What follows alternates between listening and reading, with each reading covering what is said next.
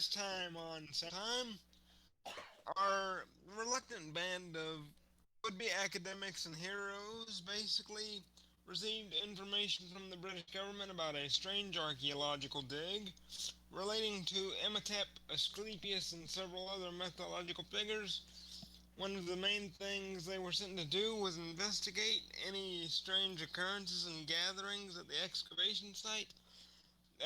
After a somewhat turbulent and rather crazy airplane ride, they managed to land, and after some, repairs to a ruptured water tank, the plane was put back in serviceable order. So they basically walk up on a rather looming and imposing statue with several grim kind of cast workers just kind of looming over it.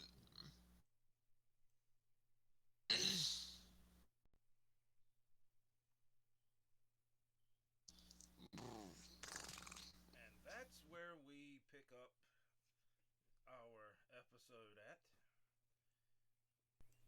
with Professor Kaufman and Professor Livingston here at the dig site.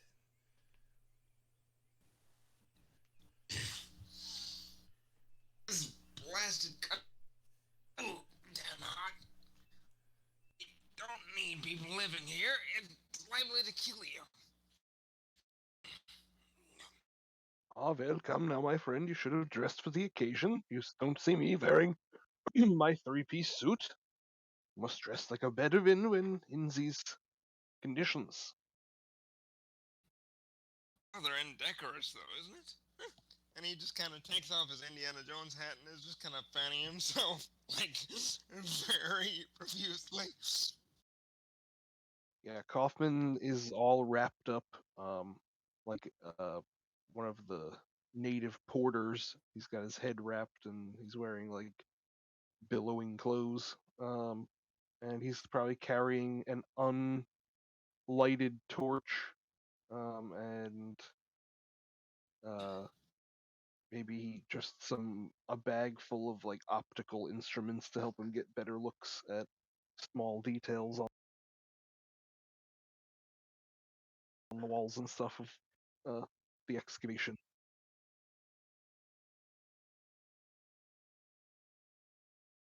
All right, so as you begin to make a closer approach, your initial thoughts are correct. It is indeed, as best as you can tell, it does look to be a statuary of some type of the famous Emotep.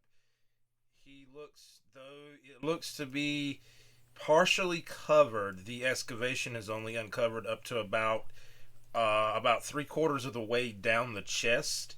If there's any leg or waist area, it's not visible as of yet.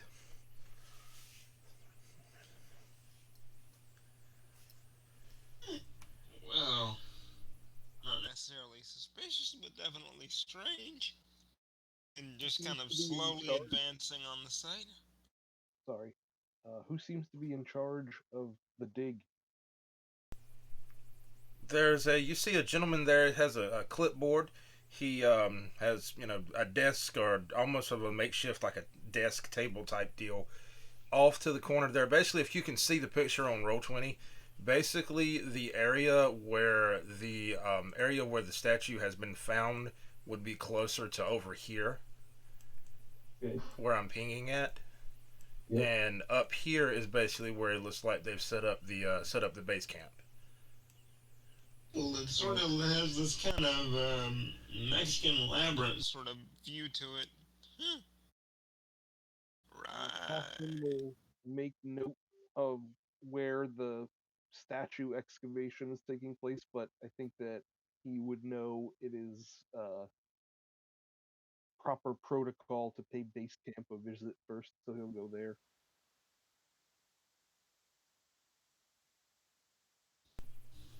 All right. What Yep. is Virgil gonna do?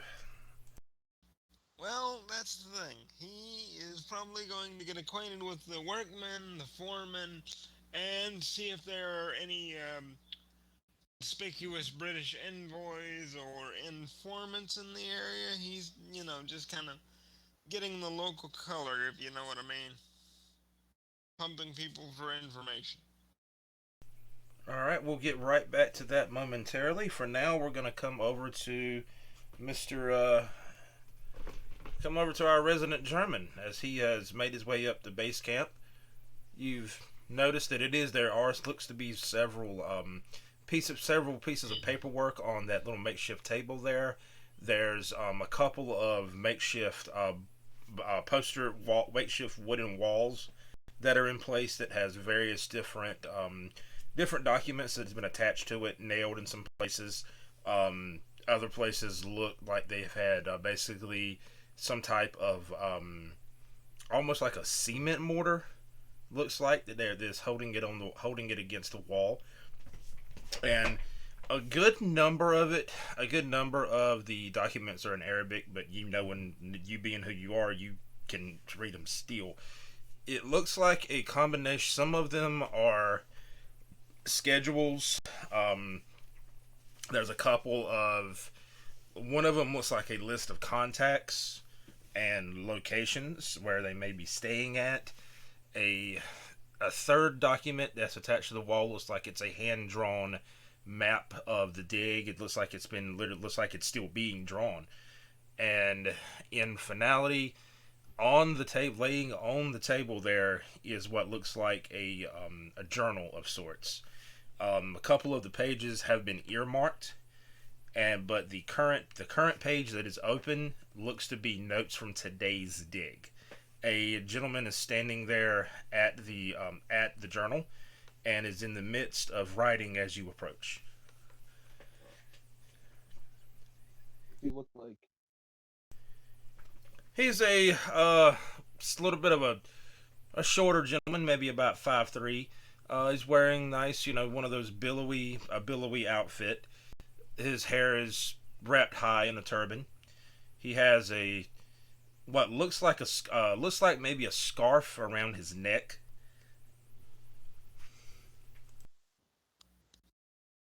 all right. Kaufman's similarly dressed. Um, says, good afternoon. My name is Dr. Kaufman, or no, sorry, Professor Kaufman.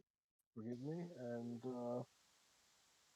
we come on behalf of Cambridge, right?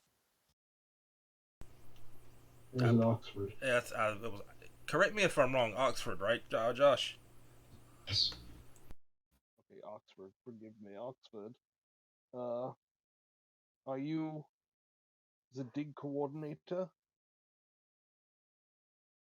The gentleman turns as he hears your voice, and he kind of places the pencil, or pretty sure it's a pencil, as he kind of lays it there on the desk as he turns to face you.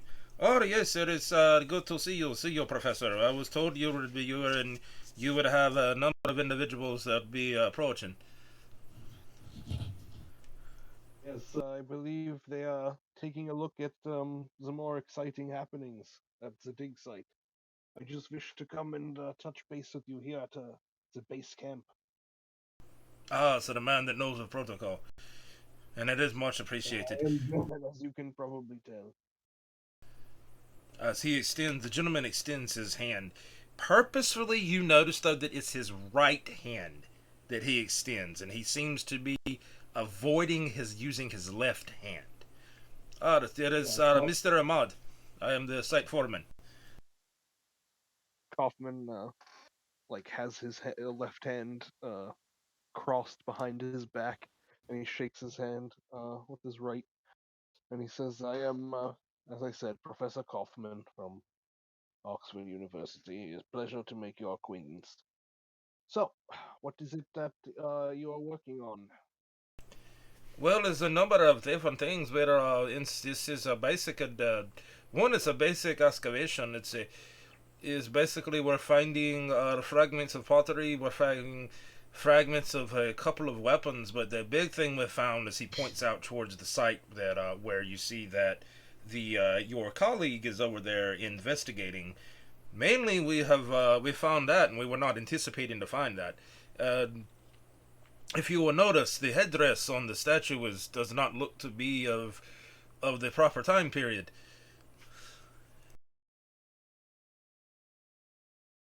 He takes a look very closely.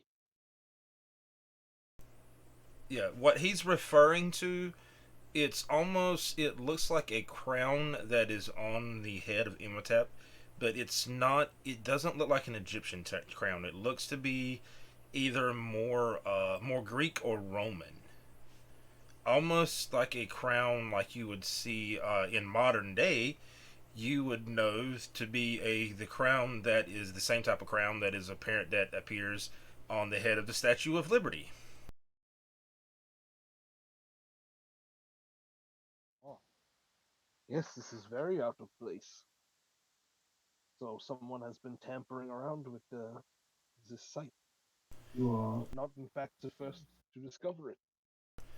It appears in that it appears so. It's we did discover that there were a couple of tools that were left behind, and one of them had a strange marking on it. He reaches across the table, and he shows to you. It's almost looks like a trowel or like a shovel of some type. On the marking is what you would know to be in modern day.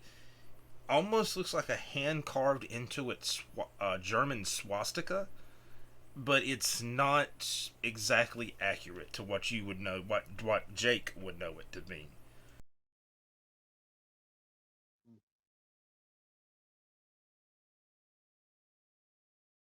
Well, it would seem that some of my countrymen have been here first. But why they would put a Yankee symbol here is a mystery to me. Well, see, that's the thing. I'm not entirely sure that that they disturbed the site. I think they may have investigated it and recovered it. Maybe they buried something here that they didn't want someone knowing. Maybe there's something here of interest to them. But with all due respect, sir, what do the Germans want of Egypt?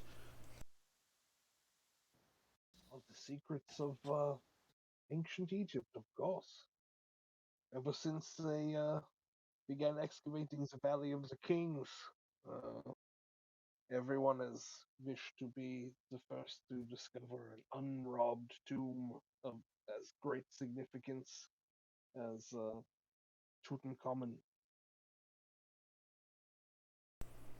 Oh yes, the great King Tut. I was on that dig. Did not form in it. I physically was in the dig. That was in my early days. Oh, well done. So, Can I roll either like an academics or a cult or something to see what's going on with these glyphs?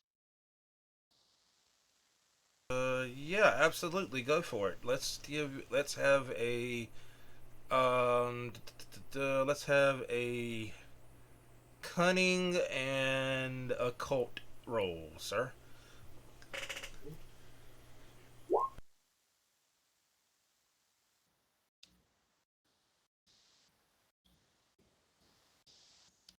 Right.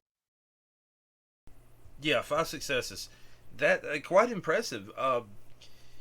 He's correct. This is not of the time period. It what you know of mythology, it almost looks like a crown of Apollo has been placed onto the head of the statue, and it looks like the statue looks like it was not placed there after the fact. It looks like it was purposefully carved on. Any additional glyphs don't look to really be all that out of place. You do see that there is several different places on the statuary where there's inscriptions dedicating this to Imhotep, telling that this is Imhotep. There is one on the back of the statue, about halfway down where the neck would be at. There is a hieroglyph for the a hieroglyph that you would know to mean the term power or reign or kingdom, kingship, something of that. Not necessarily those terms, but those concepts. Kaufman's just like stroking his chin as he takes all of this information in, and his mind is racing.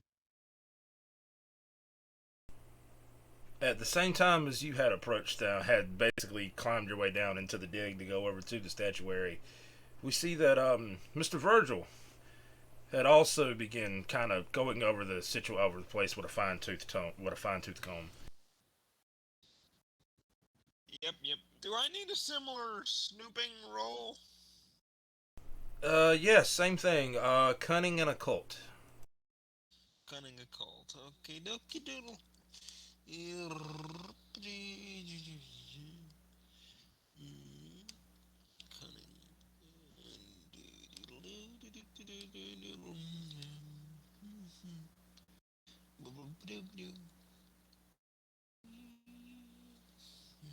Let's get him to scroll. Ah, there we go. Now we got him.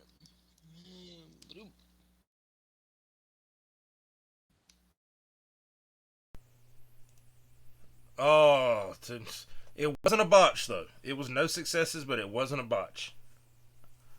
Okay. This is ironic because he has very low composure but extremely high intellect, so he's like a little kid just exploring the entire thing. Yeah. The only thing, like I said, the only thing that jumps out to you is the fact that it's that crown that shouldn't be there. Historical inconsistency. Someone built a monument and forgot to, designate it.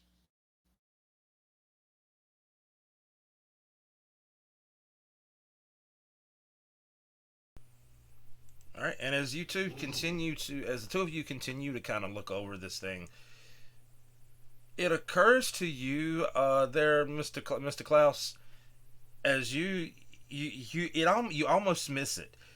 It just so happens the sun just happens to catch a glint at just that right angle that you can see that there's some type of an indention on the backside of the statue near the base of the neck.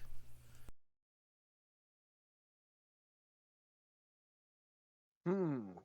I think I have an idea of what it might be. And he goes and takes a look. Okay. Upon closer inspection, you see that it looks to be some type of a almost like a slot of sorts, almost as if something would slide into it. Was it the same shape that's inconsistent on the hieroglyphs So or no? No, it looks to be that it's supposed to be there. It doesn't look like it was aftermarket made after the fact. Alright. Um is it, I mean, like, it needs some kind of key, right? Correct.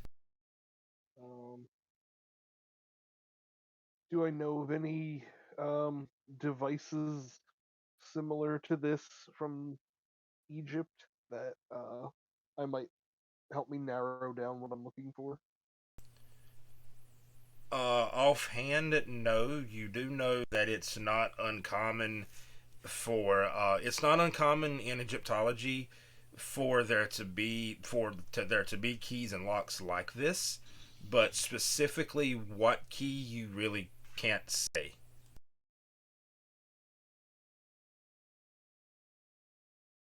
Well, can I try to pick the lock? If you can describe how you'd like to do it, yeah, sure. Because it's not like it's more like you slot like a key, like like a modern day key, like a key card, and it's more like a flat, looks like a flat object would slide into it, and it doesn't look like it turns. It looks like you just slide like a slab of basically rod A into slot B type of deal. It's a recess notch, basically. All right. Well, can I start trying to craft an item that would fit into that slot with maybe either stone or a scrap of metal that's laying around? You do see that there are several different tools that are laying on the ground here around it. If you would like to do that, that will be a roll, and it will be a that will be a cunning and what shall we apply here? Find one that kind of works.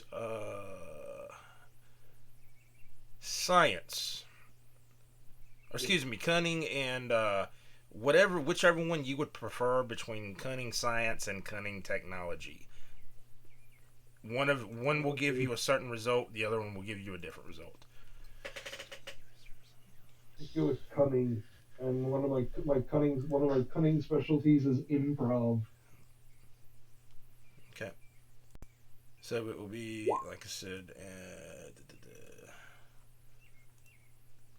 Very nice, sir. You're able to noticing that one of the trowels on the bottom on the laying there by the statue. You look at it, and after looking at it and analyzing it for a moment, you think it might just be flat enough, even though it's edged. You think it might just be flat enough to fit into the recess. So you do so, and as you do, you notice that it seems to the recess seems to go in deeper than the tool than the length of the tool.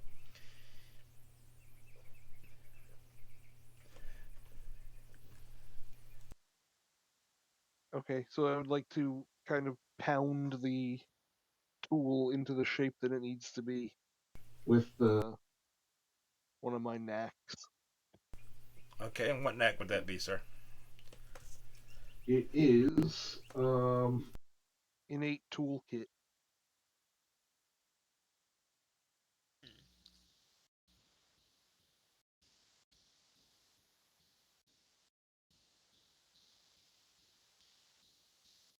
German engineering Batman. Yeah. Yep. Say, in the, like I said, it's called Innate Tool. You are innate always able to tool work your kit. craft regardless of whether or not you have the appropriate tools available. When you use your bare hands to create or build something, yet you would otherwise require special equipment, you suffer no penalty or any kind of injury. So I'm gonna have you roll a into a let's say dexterity and technology, so we can make it fit. Well, it fit. Yes, it's able. You're able to finish inserting your little makeshift key here into the slot, and as you do so, you hear what sounds like a almost like a gear turning, almost like metal against metal. You hear this for roughly about 30 seconds. And at the closure of that 30 seconds, you notice that the statuary begins to rise from the sand. Slowly, but it's definitely rising.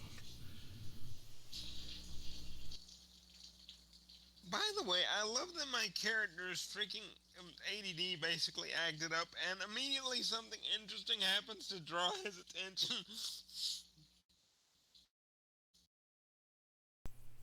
So it takes about 5 minutes or so, and the statue has fully revealed itself from the sands below. I Upon see, and you revealing are going. itself, Spend days digging it out of the ground. upon revealing itself, however, it has revealed an additional part of the dig. A almost looks like a wooden, maybe marble, wooden, can't quite tell yet, box. Almost like a box, maybe a sarcophagi of some sort, is seated underneath where the base of where the statue previously was. Heart condition be damned. He's road runnering over there.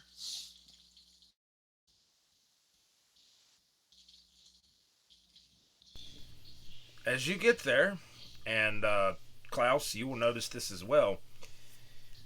There is an inscription on the sarcophagi in hieroglyphic. To those that open the tomb herein, may you be cursed for life by Imhotep.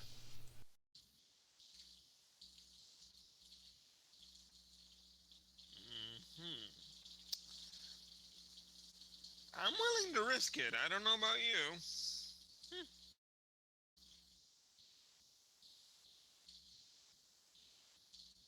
I mean, I want to risk it. Let's go. All right, you're gonna try to open the All right. sarcophagus. Yeah. Yep. Well, I mean, do I feel like it's gonna um ruin what's inside? I mean, it's hard to Yeah. tell. I mean, it's hard to tell if there's anything inside. Yeah, but The like, trick is going to be doing it gently, not so much the doing it part, but doing it in the archaeologist way so it doesn't get fucked. all right, we should probably build a tent around the thing.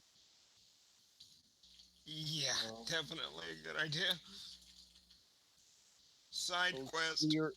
Let's. We will clear an area over here. Move the sarcophagus gently to that position. Build erect a tent around it, and then we will proceed to gently open it.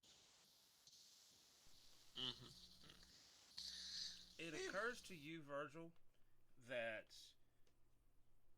an old friend was supposed to meet you here in the Valley of the Kings. An old correspondence chess buddy that was supposed to meet you here nearby where the dig is at, and supposedly was going to meet you at a little local watering hole there in town. Damn and bother, now I gotta go get drinks. And he just has like this moment of sincere being conflicted. I'm going to bring back help, I promise.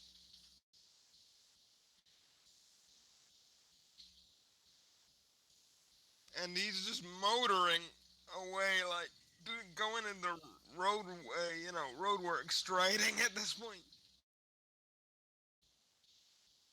So, how would we like to do this, Mister Klaus? Klaus, would you like to stay here with the dig, or would you like to accompany Virgil? Well, I mean, they have to move everything um, into position. That'll probably take a while, so I'll go with him.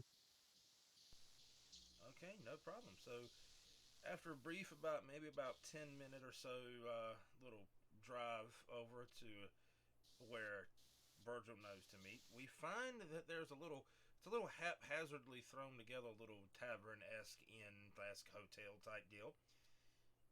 And as you open the door to walk inside, you see that the your southern friend had apparently found this place before you did. Seated, Supposed to yank to nose out the drink. he is seated at the bar there to the left hand side. Speaking of which, the door would be right, basically right down here. So you guys would be right about there as you're coming in.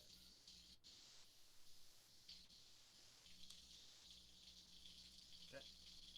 And across, so basically, you see Mr. Moody off to your left hand side at the bar, and you see that your other friend the other friend that you know that you were supposed to meet here is seated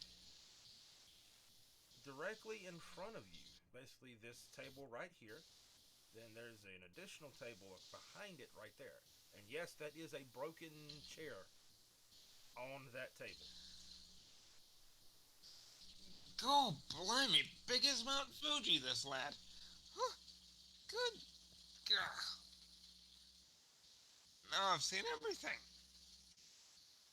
The table directly across from you, right here, as you come in, you see that the two individuals that are there seem to be engaged in some type of a card game.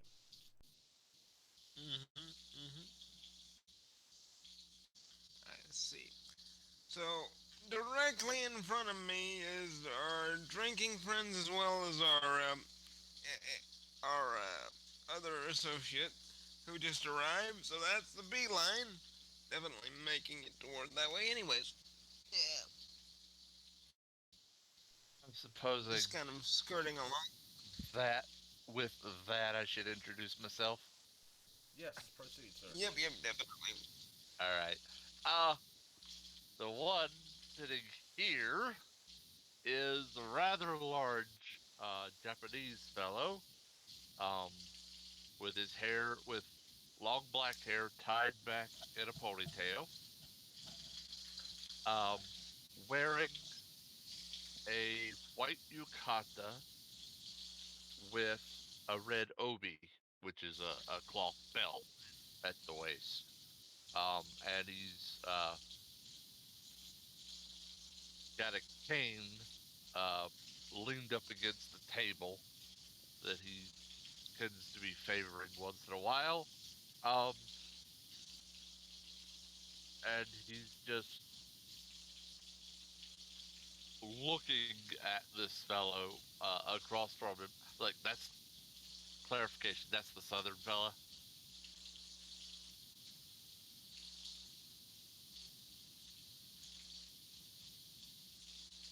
Wait, Mr.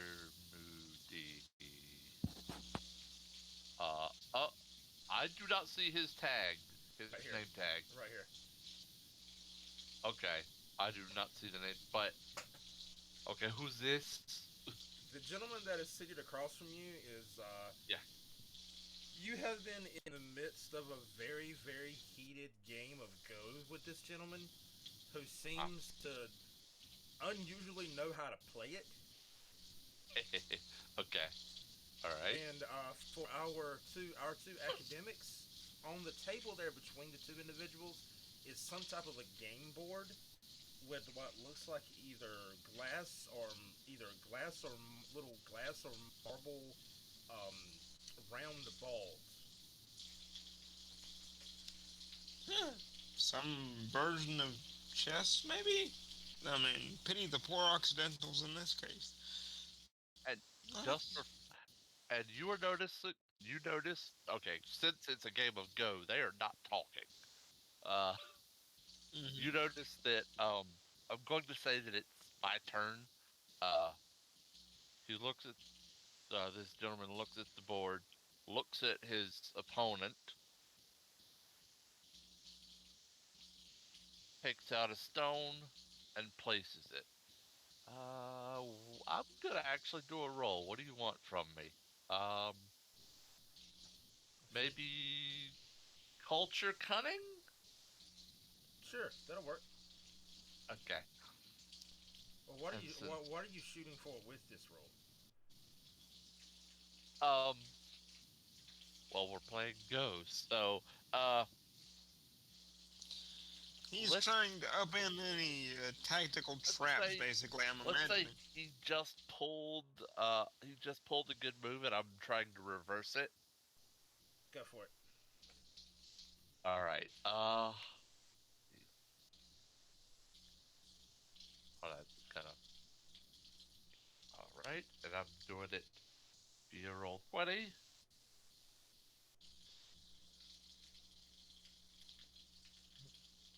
Target of 8. I mean, excuse me. Roll 20 does not have my sheet properly done, so I'm going to do it You have to do it the hard way. elsewhere. Yeah. Uh, Target of 8. 4 successes. Okay. After There's his just a move, resounding clack, yep. The and he gentleman that looks he's up the at the gentleman. gentleman that he's playing against. He kind of he was leaned forward over the board, studying it as the almost instantly as Tokami drops the stone. His opponent kind of leans back from the board. And he cocks his head and he strokes his chin for a moment.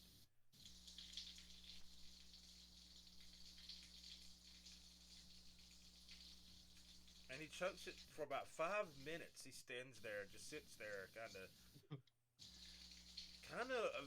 visibly either shaken or confused.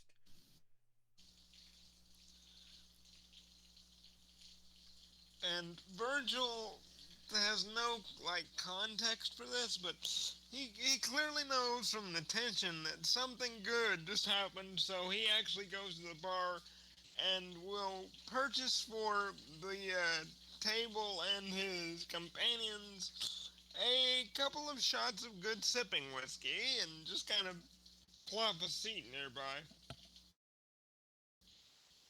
After Sushi, I'm gonna call him, uh, has thoroughly scanned the board, I'm gonna say he finally notices somebody else has come in. So he looks around and he sees somebody. He sees at least one person he actually knows. And he just Yeah, raises and he raises an eyebrow. the juxtaposition of this exceedingly tall but almost elegantly wiry dude versus this mountain of disguised muscle is just hilarious. So Virgil just sort of trots over. I wasn't sure of the etiquette, but it looked like you had the other fella flummoxed, so it deserved a drink, in my opinion. Just as a tribute, I wasn't trying to breach etiquette. He looks at it. It's not sake, but I suppose it'll do. And he takes, and he you can see the grin as he takes it and lifts it to you. Um, Mhm. he says, "Kampai." Chin chin. Go. And throws it back. Just, alright. By the You way, see the cringe. You see the instant cringe. what did you buy the table? By the way, Josh, what Well, specifically? that's the thing. I mean, I imagine the whiskey is pretty good because they probably wouldn't have a port or a brandy, but all the world round, they probably have some level of rot gut, like wild turkey style of whiskey. So that's immediately what he would have went for, that Okay, really do me a stern. favor then. Do me a favor. Roll me a single D10. Right, right. On roll Oh, 20, D10. on roll 20, just do the if there you go. There you go. Okay. that one. Ooh. So congratulations. I need you and Walt both to do me a roll for stamina and survival. All right, Mr. Will Oh, is to survive inebriation and intoxication effects, correct? Correct. I have that interesting little knack from innate epic makes me immune from starvation, poison. Okay, fair enough. The roll was stamina stamina survival. survival. Stamina Oh survival. no. Oh no. All right. Just to check here. See. Where is the? Ah, there's the survival. And rolling. Eight. Oh, not bad. Oh, I got lucky. How many? Ooh. So, whatever this is that he bought you, Walt, Mm-hmm. it's not as strong as you're used to, but you can tell that a lesser man this would put a lesser man on his ass. It is not subtle at No, all. no, no. He dips it and he just sighs. Sumimasen, Hakase.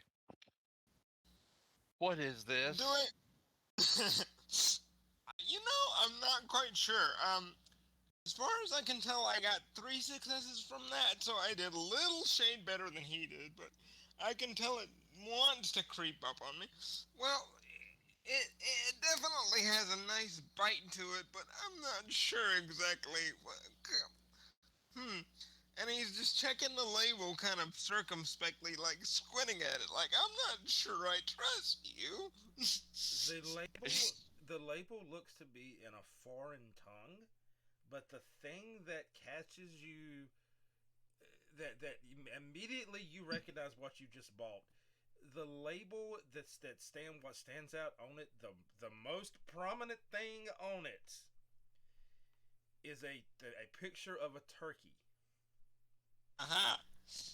Exactly then. Alright. Do I This is what it is. recognize it? Do I? Oh, I probably don't because of where it is, but do I recognize the language? It looks to be Arabic, but whether or not you can read it, Oh, we don't know. no, okay. Never mind. Mm-hmm. Seems like He they will, snuck a yank bomb on us. Huh? Sushi will just sort of set the cup down and wait for his opponent to play.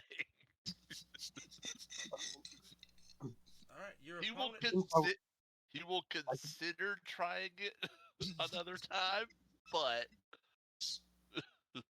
maybe I if he can probably read loses. the bottle. Huh? You can read the bottle. It's a bottle of wild turkey. Okay. I mean, the There. Arabic written on it, it's just like an Arab distributed bottle of wild turkey. Yes, yes. Okay.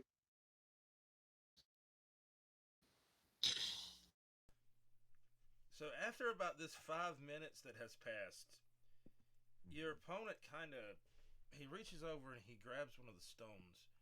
He kind of twirls it in his fingers for a moment.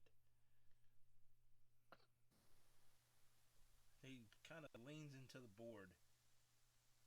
He looks at your pieces and back at his. He does this a couple of times. Then he just places that single stone, places it onto your side of the board, and he stands offering his hand. Uh,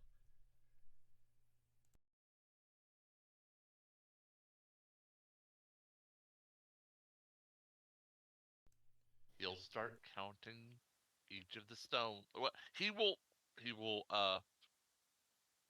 because he's still getting used to it, he'll look at the hand, sort of like almost like nod to himself, and then extend his own hand and shake it.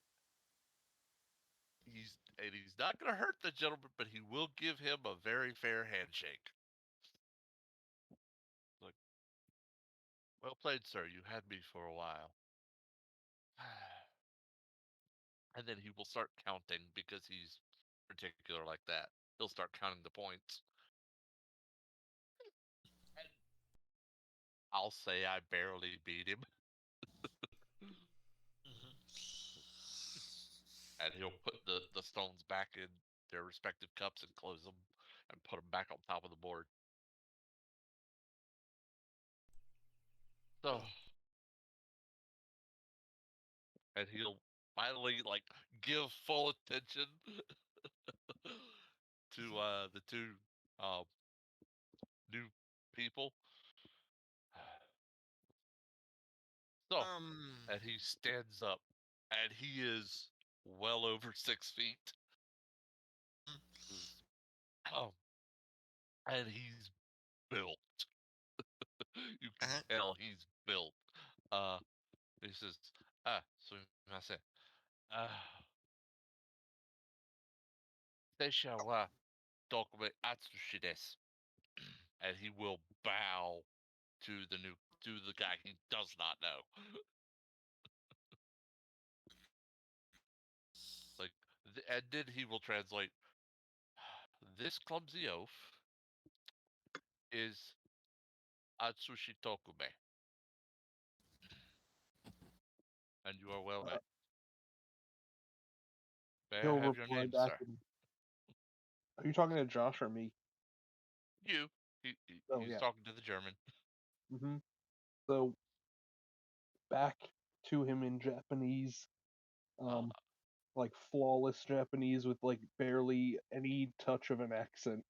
okay. Um, he says, "It is a pleasure to meet you. Um, my name is Klaus uh, of the University of Oxford. Uh, pleased to meet you or whatever." He okay. He gave you a slight bow. As soon as you started speaking Japanese, he dropped a little more, Yeah, he'll bow back to you however much is proper. which is equal. Equal is fine. But Mhm. he will drop, hold it for a second, and then stand back up and look at you. I should have known. And like in Japanese, I should have known that my friend would also have friends that also speak Japanese. Good. You are very well met. Now, I understand a little bit of why I'm here. Do we have any more information? Well, that's what we sort of came here to wrangle you on. Um, there's this whole interesting little complex with sarcophagus and statue sort of out of time with the period and weird sort of a Greek style diadem headdress sort of a thing. So we intended to see what you might be able to do with your rather light fingers as to not damage said sarcophagus. So mm, just thought it was an interesting little thing you might want to contribute to history. And he just kind of has this little sly wink to him as a kind of aside. And do I know what usually is on involved in certain tombs of this type? Like protections? Yeah, most people would. Okay. You just sort of you opened up Haven't opened it Pharaoh's yet. Haven't opened it tomb. yet. No, he finished tomb.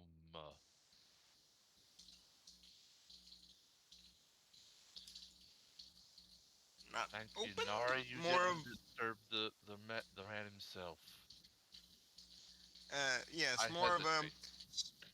strenuously investigated with a very vigorous curiosity without prying it open quite yet.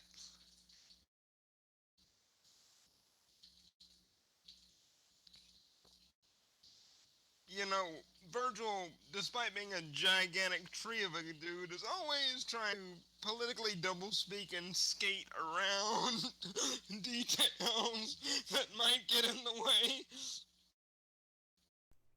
From the corner of your eye, both of you notice your old American friend approaching you. He's Oh, defying gravity here, so to speak, as he kind of stumbly as he's waking his way over.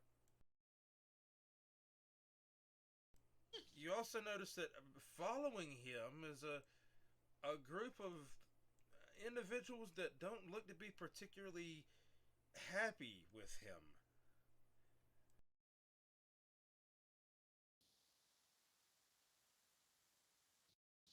What in. Oh, instinctively reaches for his cane and just like pushes. Like he hasn't needed it, but he just sort of favors it now. Just sort of leans on it. As he just looks over slow. the crowd. Uh-huh. Just kind of slowly loosening the tie, unbuttoning the cufflinks, and just kind of getting into a state of readiness. What? And he just sort of, as he looks over, what do we have here? Well, hey, people. Well, It's good to see y'all again. how many of us are you seeing? You look quite lubricated. He kind of holds up a finger as he points out the three of you, and you notice he kind of points to a couple of other people behind you that you're not sure who he's pointing to. I was afraid of that. Who are Do I your know? rather? Sorry. No, no, you're good. Who are your rather ominous-looking friends here? Him. He would.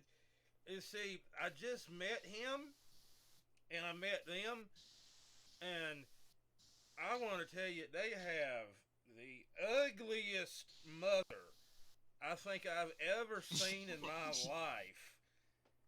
And at that, you see the rather larger gentleman he kind of reaches out and kind of pushes Mr. Moody. You watch your tongue about my mother. As Mr. Moody Question. Do I? turns, as Mr. Moody kind of turns haphazardly, looking at but you and him as well.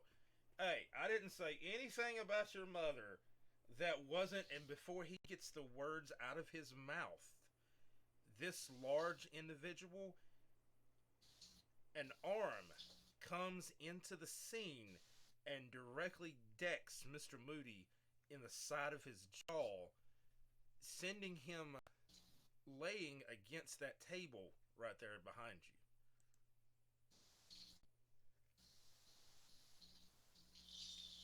You want to Are make we something now of in a this? You want to field? make something of this? Get up, get up, you yank. Get up. Let's solve this problem right now. Mr. Moody kind of stumbles back to his feet, kind of holding his jaw for a second. Uh, I was half bad. You know, ew. So we're gonna do this. As you see, he kind of leans, steadying himself against the table. All right, so I guess we're doing this. As Moody balls up a fist and decks this guy back. Surprisingly, an accurate hit for as sauced as he is. Virgil rather Question. nonchalantly. Question before we kick this pig. Um, do I know Moody? Okay. All I right. don't know of a reason of why you would know him. All right. Yeah. Just sort of right before um the first punch happens, I just lean over to Virgil and say, "Do you know this man?" Vaguely, we are acquainted, so considering he's been firmly struck a glancing blow, And then I'm whack. a yes. Like, I'm afraid we must defend what little of his dignity remains.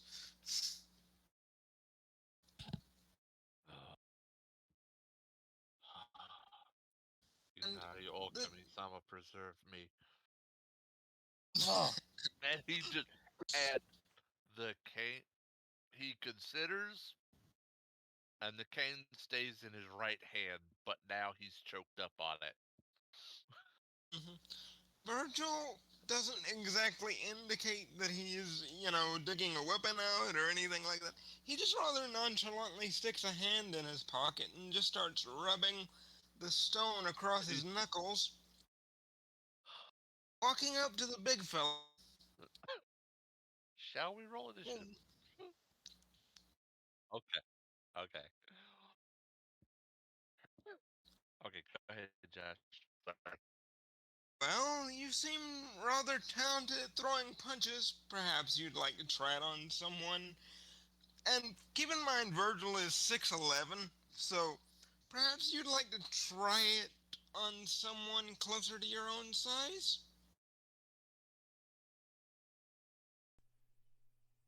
You're with this trash? Not necessarily with him, but as we are acquainted, I must insist on uh, a token defiance of convention. As Mr. Moody kind of swings back for another punch, and he kind of lands another one into the guys, blindsiding the guys. He stumbles back up against that other table over there, and Moody turning to face you. Now, I don't quite know what any of what you just said means, but if we're gonna do this, we got to do this because he's got friends. Yes, what I was basically saying, and I'm going to put this in Yankonese. Let's get at 'em, boys! Now let's get initiative. Excuse me. So we are in a field now, right? Correct.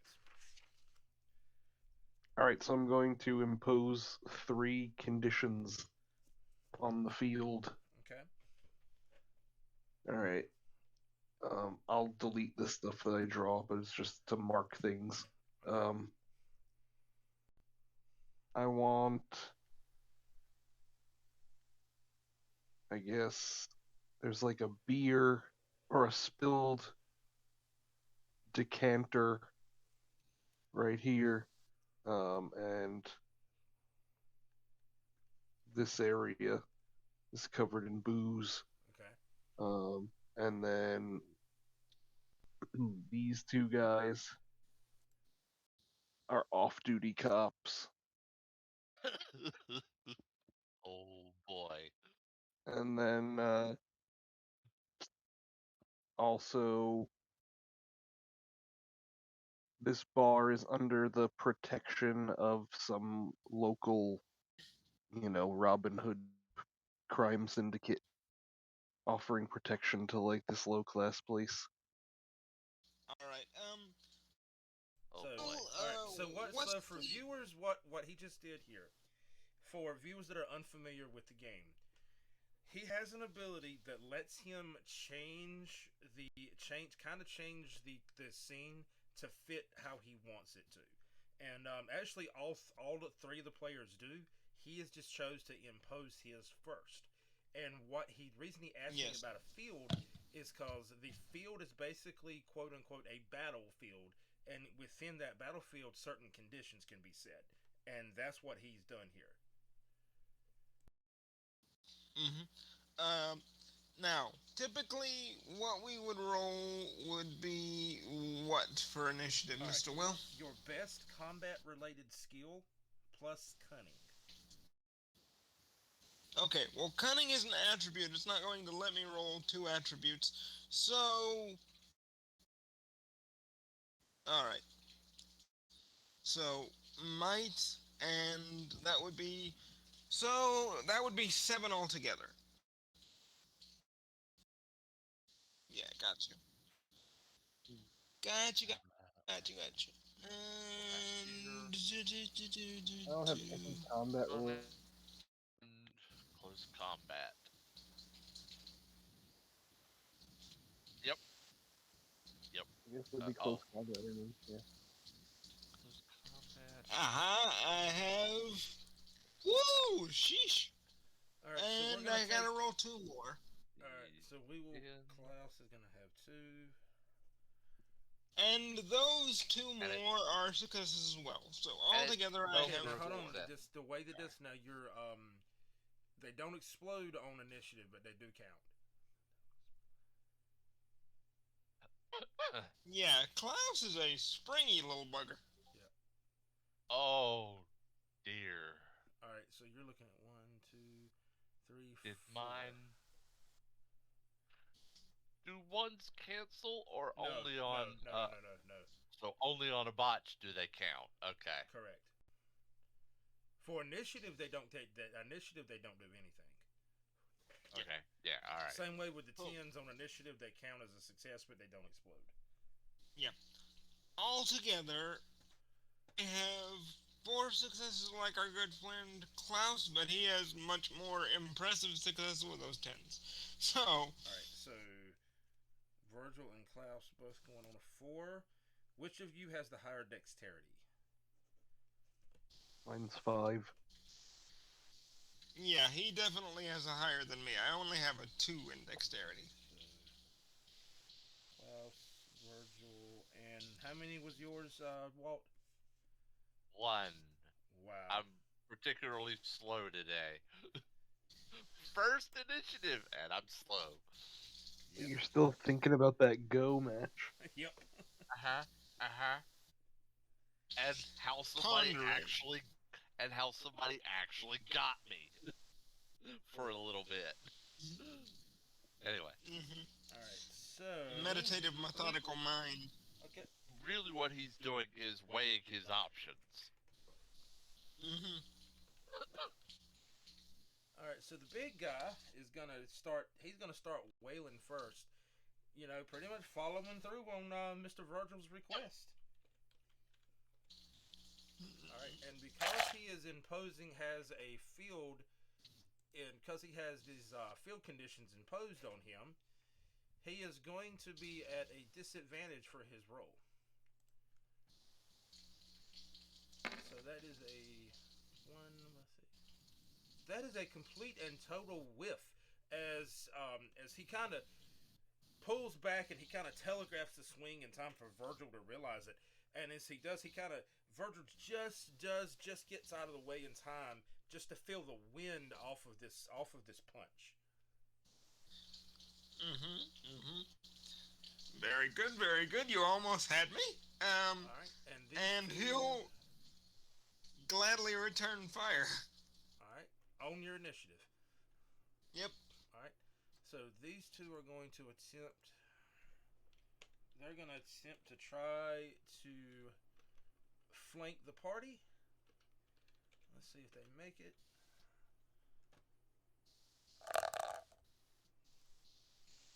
All right, what we got here? They do not. As you see, they begin to start to fall. As it's one of them, he just kind of, as he's able to step out of the spilled beer. But as he does so, you see that the blue one he kind of slips and falls, falling on his back here in front of Klaus, and the other one kind of stumbles into the table down there, and he kind of falls pretty much into the lap of that gentleman that was seated there at the card game. All right, Mr. Klaus, proceed. Okay. um,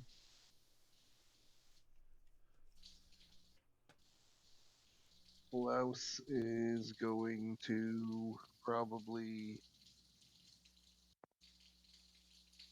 take a.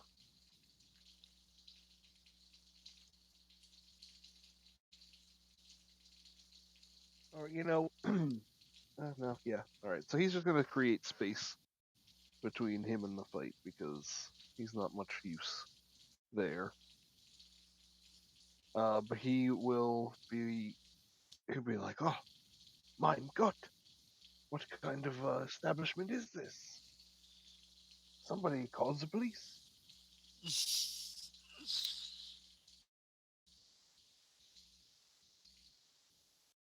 Alright. Well, excellently enough, Will, you set up the scene very well, where the gentleman basically telegraphed his punch, and what basically Virgil is going to try and do, since the gentleman extended and kind of was doing a bit of a cross, Virgil is trying to step inside where the cross almost grazed him, and use the gentleman's momentum against him in one hell of a counter punch. And what's the role you need from me, boss?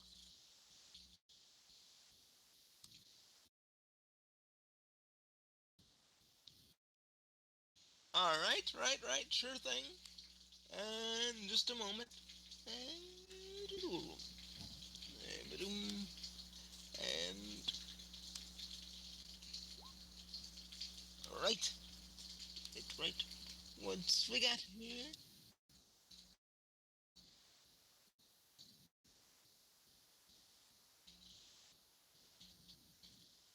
Yep.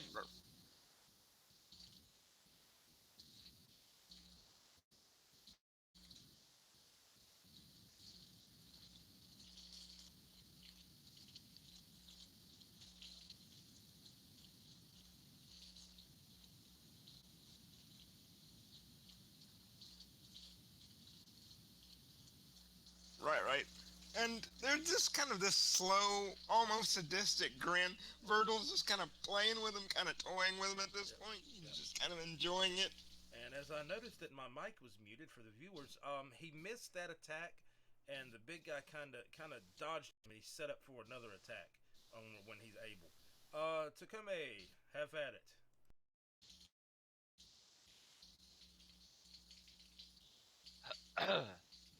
Well then, uh, since I don't have control over the uh, nope. And sushi sushi is I should probably reverse it so as not to confuse you. But anyway, I still don't. Anyway, it's fine.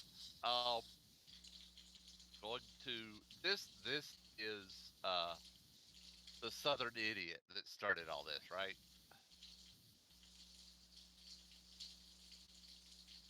He's just gonna casually walk over to him, put the cane. The it's the cane has this like fox on the top. He's gonna hook the fox's claws onto um the drunk idiot and pull him to the side. And he's gonna look at the others and say, "He was an idiot. I do not wish to fight you, but I will if you continue. It is not fair to fight someone who is not prepared. What can I roll to get them to be smart about this?"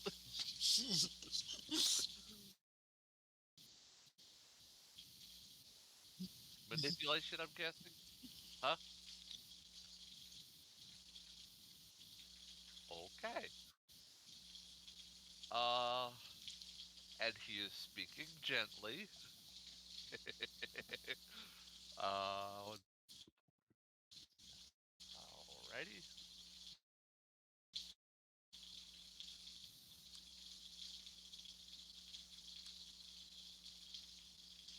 Eight.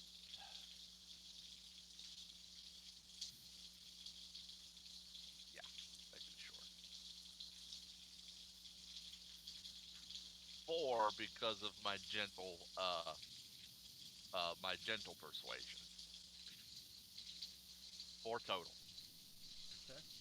So with 4 total successes on the attempt to basically talk these guys out of the fight, he kind of looks back over at you. There we go. Mm-hmm. I don't care if he was prepared or not. He insulted my mother. I'm whooping his ass. Oh, trust me, he'll be punished. And then, At this uh, point, you noticed out of you have noticed this, or you and Klaus have kind of noticed it. Virgil's still little preoccupied with the fight.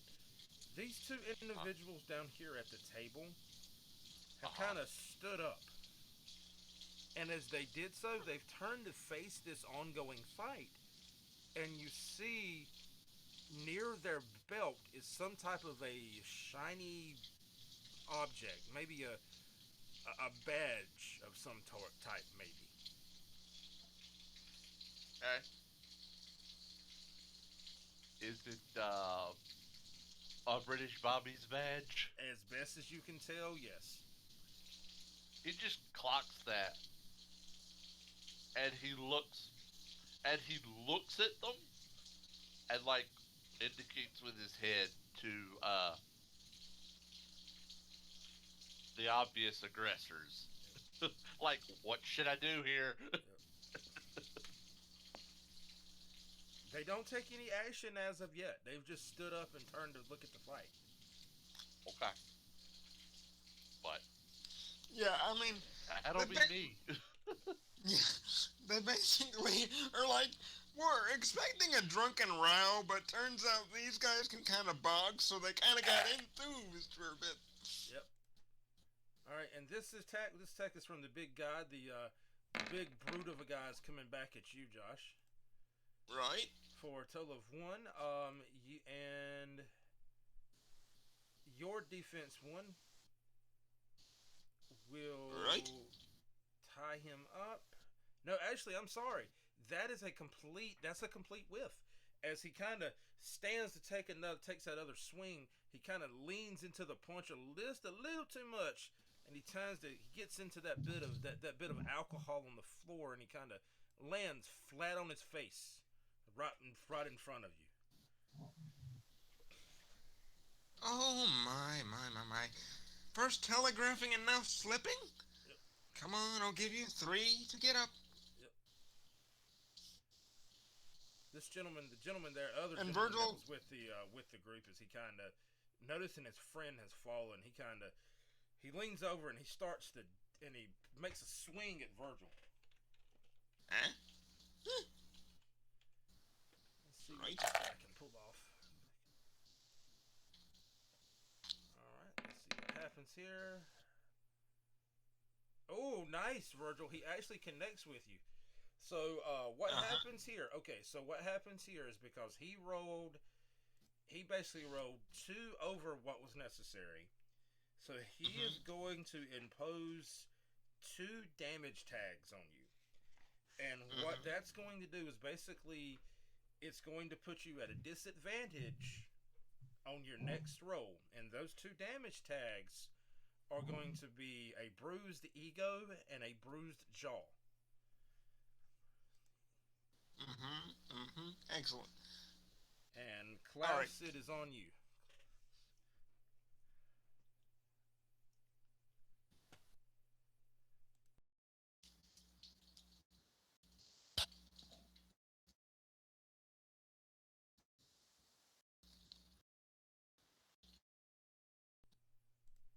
Klaus, Hmm.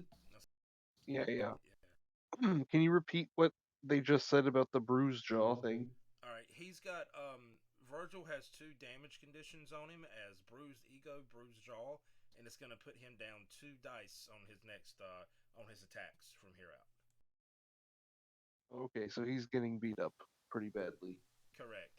They're not swinging for any real damage here. They're just swinging for the hell of the fight. So I'm not. He's not going to have any damage go any actual like on sheet damage. Okay. Um, Mm-hmm. It's more like he I'm was just gonna focused pick on up the this other guy, but bottle. this other little guy kind of clocked. I'm gonna pick up this bottle and throw it at the big guy. All right, that's going to be Dex and probably athletics. Let's take a look and see if there's anything better that we can use. Yeah, Dex and athletics. All right. And you're looking for 8s. We got one. It's a 10. All right, so that's going to double up. So you're going to get through his defensive 1. So Yeah, I you're have now. a nimble, precise, and swift. So can I use precise to like hit him in the back of the head? Sure. All right. And you get to impose a damage condition on him. Sweet. So just define what you'd like that condition to be, unless you're actually attacking for actual damage. No, can I do it to like concuss him for like a stun effect? Sure. All right. Yeah. Cool. That's what I want to do then. Yep. As the rest of the party kind of sees that bottle go flying through the air as it kind of smacks the big guy in the back of the head, glass shattering to the floor. As he kind of stumbles for a second, he's in the process of trying to get up. He kind of puts his hand to the back of his head as he kind of finishes getting up, using the table to stand as he just turns and sharply looks at Klaus. All right, now this fight has gone on long enough. Let's all go home. Virgil, it's on you, by the way. Uh-huh. Now, the thing was, he was waiting on the big guy to kind of get up and trying to be sporting about the whole thing, but then the littler guy sweeps in from the side and clocks me, so yeah, that bruised ego is definitely coming into play. This is hilarious because, audaciously, a barbarian, when they're enraged, tends to get a little bit more focused. So I'm going to spend the willpower to try and get the little guy for not exactly being too fair and impinging on a fair contest, is the way Virgil sees it. All right. So what we can do here is, rather than the willpower, what I can do here is, if you've got 6 points of momentum in the pool. If you All right. spend a point of momentum, you can put an additional tag on him. But if you spending momentum has to be a group decision. All right. Waiting on the committee's judgment here. Yeah, go for it. All right. Okay with it. Okay. All right. So what? Down to 5. So momentum down to 5. What kind of condition would you like to impose on him? Basically, as Virgil is kind of turning his gaze on this little guy who snuck a shot on him, he's basically just going to give him one hell of a glare, so he's going to be terrified.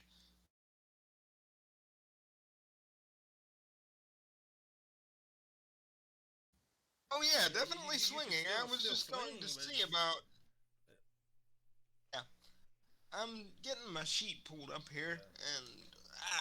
la-di-di-do. For the folks in the audience, sorry if it's a little slow. Technology tends to want to be technology. Blue, blue, blue, blue, blue. And the roll is coming. Bee-ba-doodle-doo.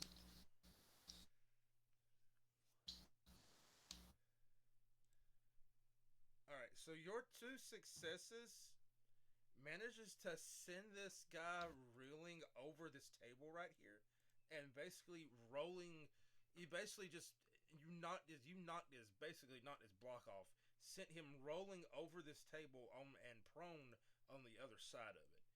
As you see, one of the apparent officers has now kind of made his way over there, and as he picked him up, he's kind of dusted him off, and as he's went to dust him off, as he grabs one of his wrist, he kind of contorts it behind him, and he pushes him back down to the ground.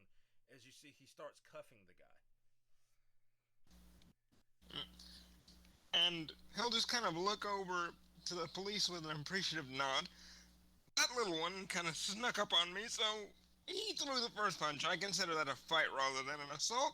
Although, I'm pretty sure his noggin won't thank me. All right, Atushi, it is on you, sir.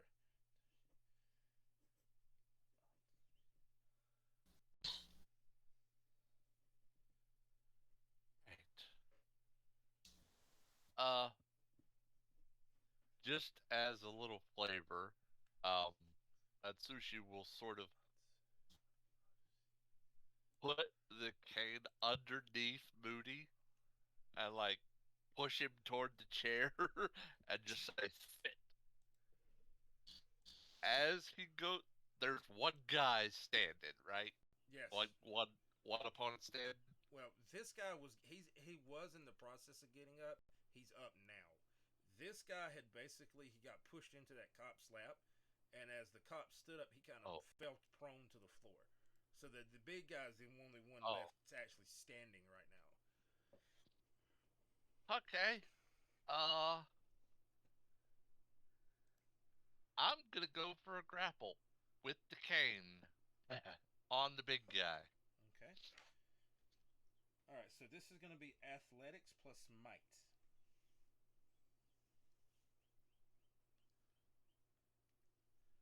Can it be Dex? Or so quickly that he doesn't realize it. Well, he is Surprise, he's Squirtle. stunned. You know what? He's stunned. Yeah, sure. Go with Dex. Okay. So athletics and dex. Okay.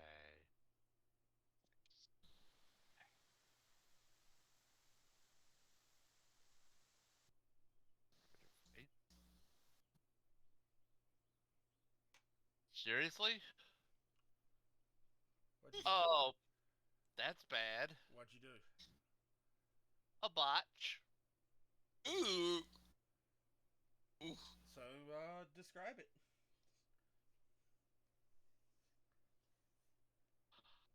I've got the perfect thing.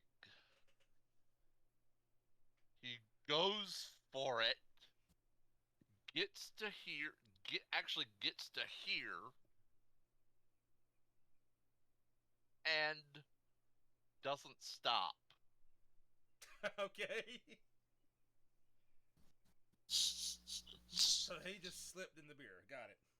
Uh-huh. And now he's got a dirty yukata, and he's gonna get himself up. Yep.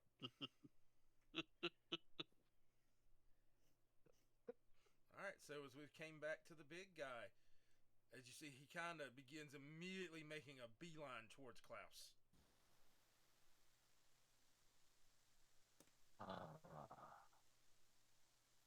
As he steps over to him, he doesn't initially swing. He just kind of steps up to him and begins kind of starts and basically initiates a stare down. As you see, he kind of pushes you away.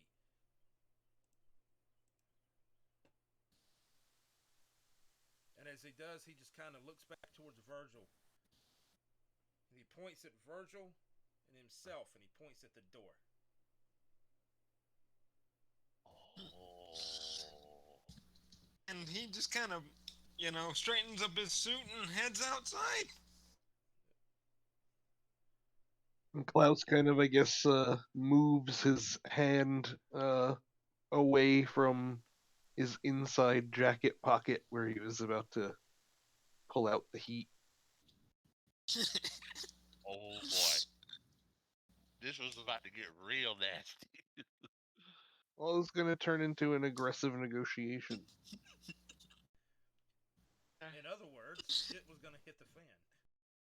Yeah, I love that the most mild-mannered one was just ready to couch someone. I love it.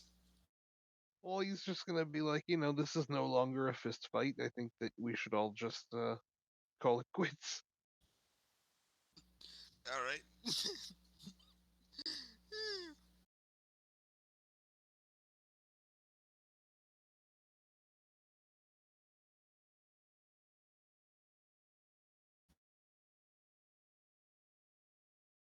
Yes. Yeah. And I imagine the cop helps me up and walks out with me.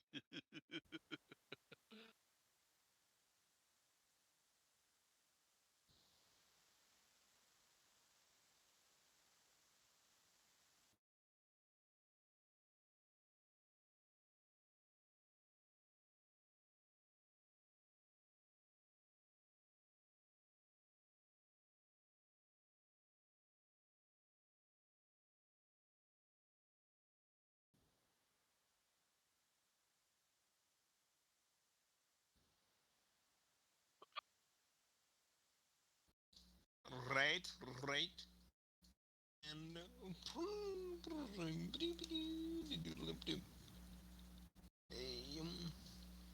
so wait a minute. Several D10s. I don't even need my sheet for this one.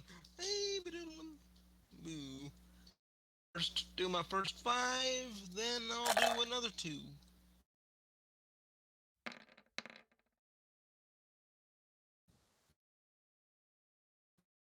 And the other 2.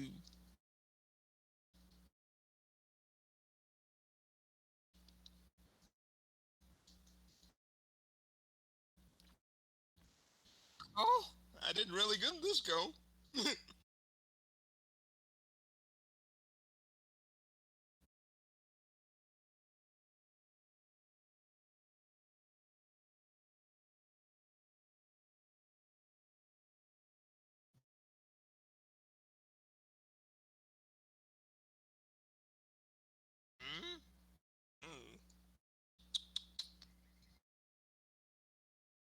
The tisking was in character.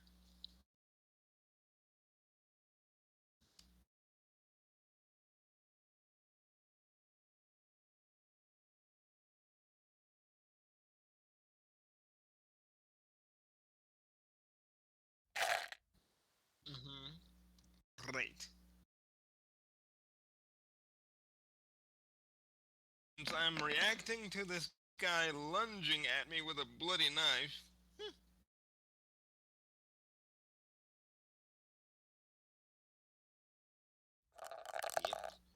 Two.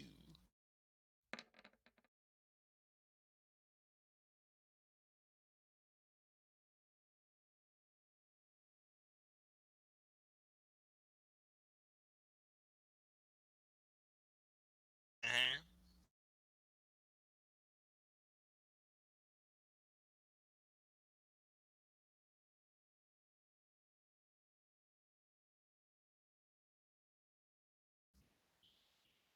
Uh-huh. Right.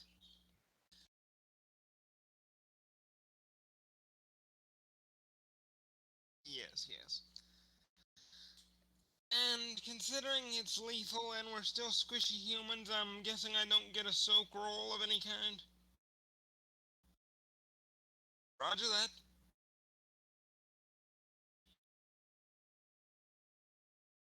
Right, so basically, By the way, the rest of the and I just realized my mic was muted, so viewers had no clue what just happened. Virgil just got stabbed, and for the rest of the party, you guys did see him produce that knife. All right, now Um, he's gonna get shot. actually, before that, one of the chopsticks I'm gonna that was in his hair, that was in Atsushi's hair, comes out and gets slid over uh, behind Virgil's foot, Ooh, and it's a little nice, more than a chopstick. It's kind of sharp. nice. right. All right, Virgil, go for it. So, getting the hint from that rather loud ahem, he'll reach back, kind of do a bit of a duck and roll, clutching at his side, and grab the rather ominous looking needlework there, Mhm. and making a roll to basically get this guy good in the ribs like I have been got. So you're actually gonna swing for actual damage, not damage tags, right?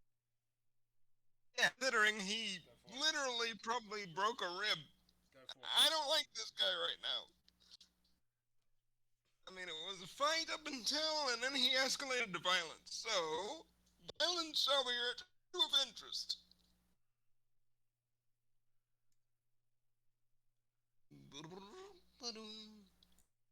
For there goes my sheet and rolling.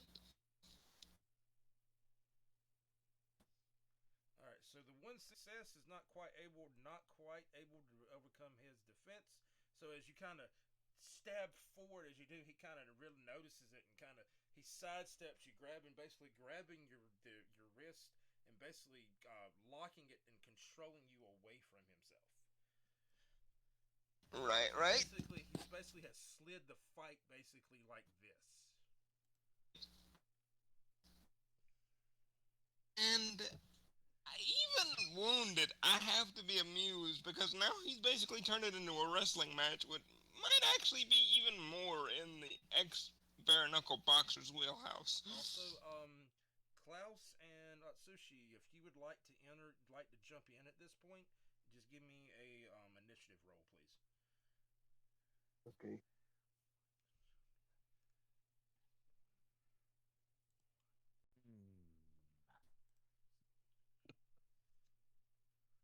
Thinking. All right, so Yeah, Klaus sure, might as well. is jumping in at Uh, 2.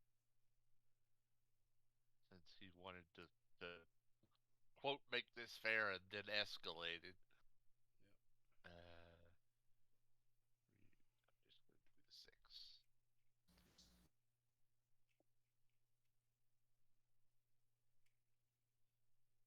All right, just let me know how many, Walt. Yeah. 2. Okay. And Klaus or Atsushi, who has the higher dexterity? I'm at a 4. So Klaus is at a Five. 5. Okay, so let's put I you said 5. Okay. 2 5. Okay. All right. So at this point, we go back to the top of initiative. So Virgil. Alright. So, seeing as I have been stabbed and it has been turned into a grapple, it's going to get interesting because he's going to basically roll to take control of it and basically try and turn the grapple, which is a very effective use of that improvised brutality specialty in close combat. Well, keep in mind, no, he let go of the grapple. Okay, Yeah, no grapple? He basically judo throwed you. Alright, good, gotcha. Alright, thank you for the clarification. So basically, since I have been kind of skirted away, taking advantage of the distance, he's going to rear back for a longer kind of lunging haymaker. All right, go for it. And let me see if my sheet will cooperate really quickly now. And then we have the there we go. It's a coming up, by the way. And a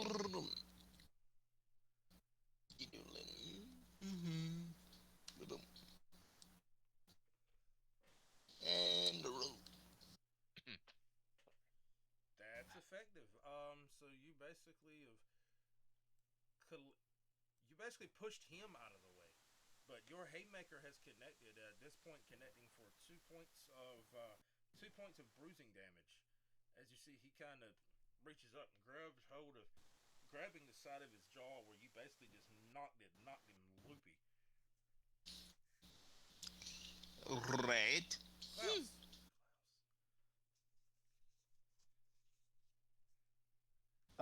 He knocked him loopy, as in like he's done fighting, or what? He still looks to be in fighting shape. He's just kind of knocked him. He's just a little bit looks a little woozy.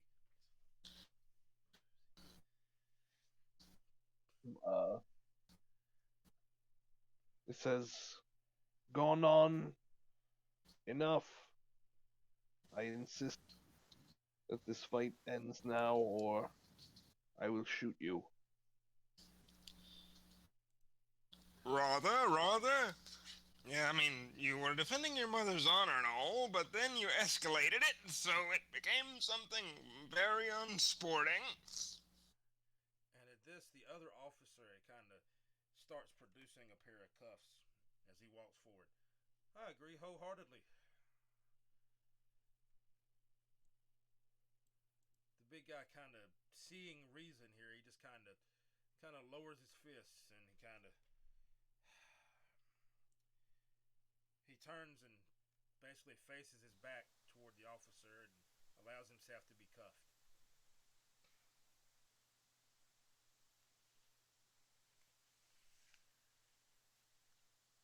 But as he gets taken away, he kind of yells back over the officer's shoulder. We're done, but your friend needs to watch his damn mouth.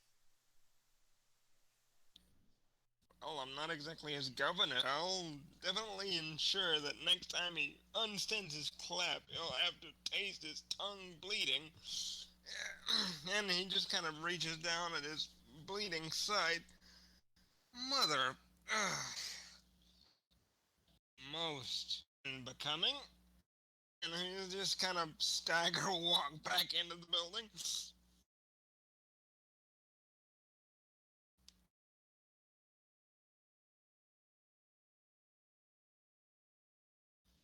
And kind of wincing, he'll pour a little bit of the whiskey onto the rather bleeding profusely wound to kind of stanch head and disinfect.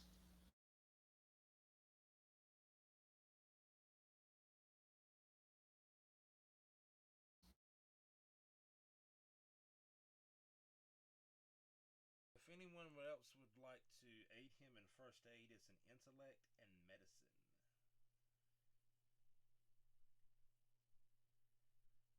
don't have any medicine, so I probably can't do it untrained, I right? I would likely hurt him. Yep, that's the thing. So, Plenty of But the Josh, intellect. so but Josh, intellect medicine at -2. Right. So basically, it'd but be intellect Intellect. medicine, 2 dice down. So subtract 2 dice off the roll. Yes, yes. Intellect and meds, and we will doodle it. Rolling. but while he's doing Atsushi's gonna walk over to the bar and say, "Call a medical professional, please." How did the roll go? All right, so 2. So you're basically able to not quite enough to really do any, significant health, but health improvement. But you do feel a little better. Yeah, yeah. At least it's not a, dirty seeping wound now. Yeah, but it's still gonna have to get bandaged and properly cared for. Yeah, yeah, yeah, yeah. Little bastard snuck me. And Just then, kind of weaves himself over to a table. yeah, thinking about it, after making the request, Sushi's gonna come back, grab you under the arm, and take you to a chair on the opposite side of the injury. Much obliged, much obliged. The wisdom of age tells me to lean on the strength of the young in this case. So the chair that you managed to set him in, oddly enough, is right there. Okay. Set him right in front of the card table.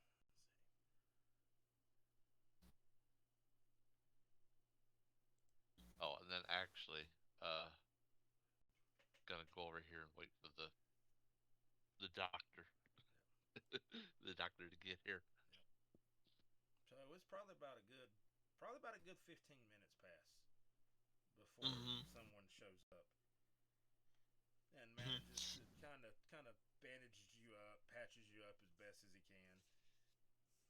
But it's definitely, according to him, it's definitely going to need a couple of stitches. But you're going to want to go to an actual hospital for that. Mm-hmm. And basically wincing and cursing in most voluminous sailor-like language the entire time.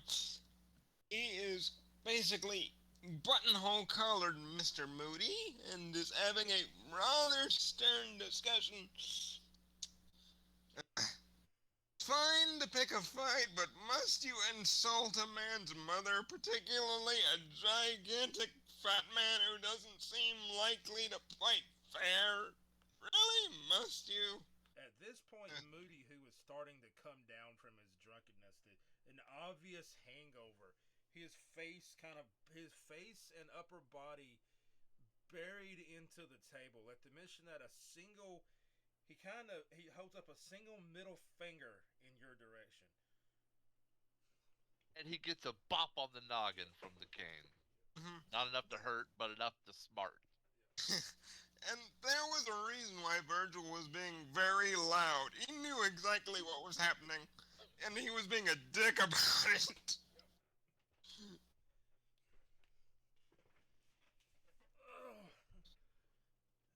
Okay, I'm gonna be the first to admit that's not the smartest thing I've ever did.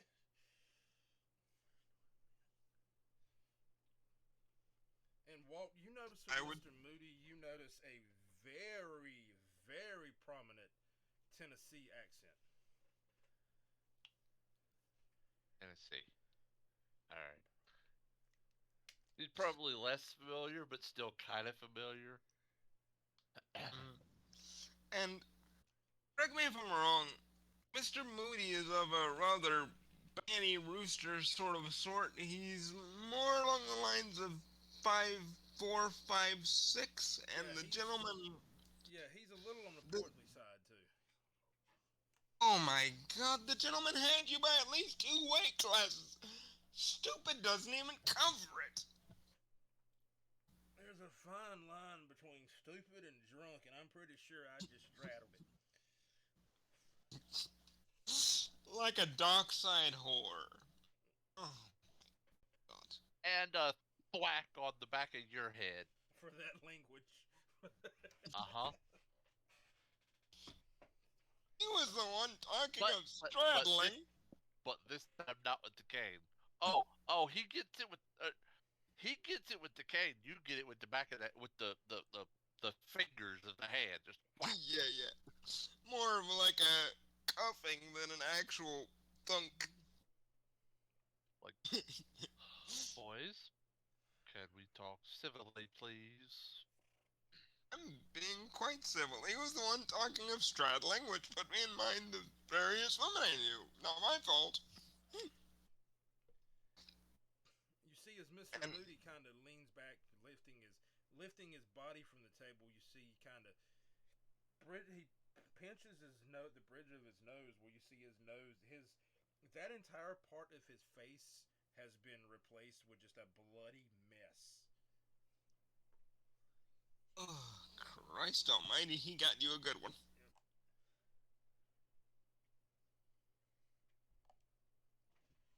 Yeah, you ain't gotta remind me.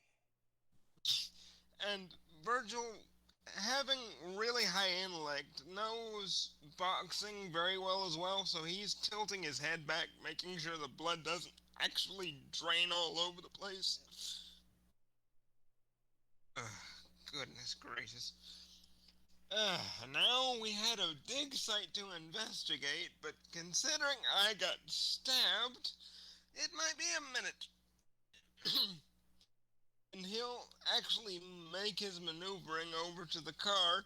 Hospital be damned because he's curious. All right. So we heading back to the dig site. That's where I'm headed. All right. Yep. Curious, what we driving? Because of course I'm getting in the driver's seat immediately. Because I know where the site is. That's the thing. I think it would be probably. Because I think we had established it last game, didn't we? Josh. Yes, we established it was a rather nice roadster. I'm just trying to remember the make and model. It's not a. It's a Mercedes. That's what it was. Mercedes. Noise. Um. Yeah, because I basically, Virgil basically paid to have his ride shipped down here. Yep. And he's actually rather enjoying having a chauffeur, so he's just kind of leaned back, kind of nursing his wounded pride a bit.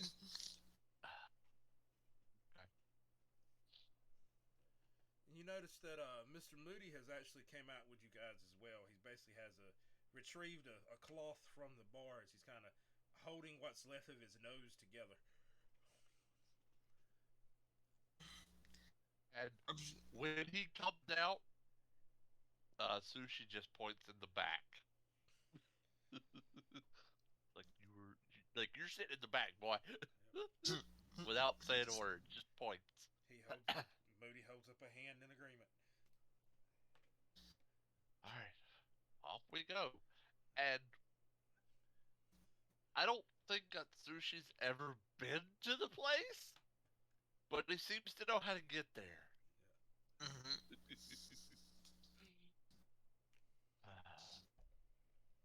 Which, for those at home, he has, let's see, what is it called?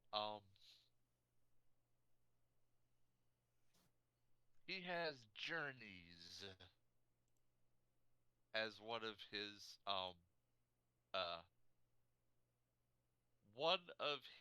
purviews that he only has the initial parts of. So Journeys lets you find anywhere on the planet and just go there. You can find a path to it. Like I have the protection against mundane damage through starvation, privation, and poisoning, possibly intoxication too. He has an innate sense of direction. Yep. So as we arrive back to the dig site, at this point the sun not entirely set, but getting close. It's maybe about, you think you maybe have about 45 minutes to an hour left of sunlight. Hmm. And so he'll kind of move sort of haltingly in a kind of sailor stagger over to the ominous sarcophagi, kind of pointing the way for his mobile Mountain Fuji gentleman. Just looks around. He does not understand anything that's written here, so he looks at Hoffman and says, "I suppose you're the language expert here." Yes, language and engineering, mechanics, good deal of history, Egypt in general.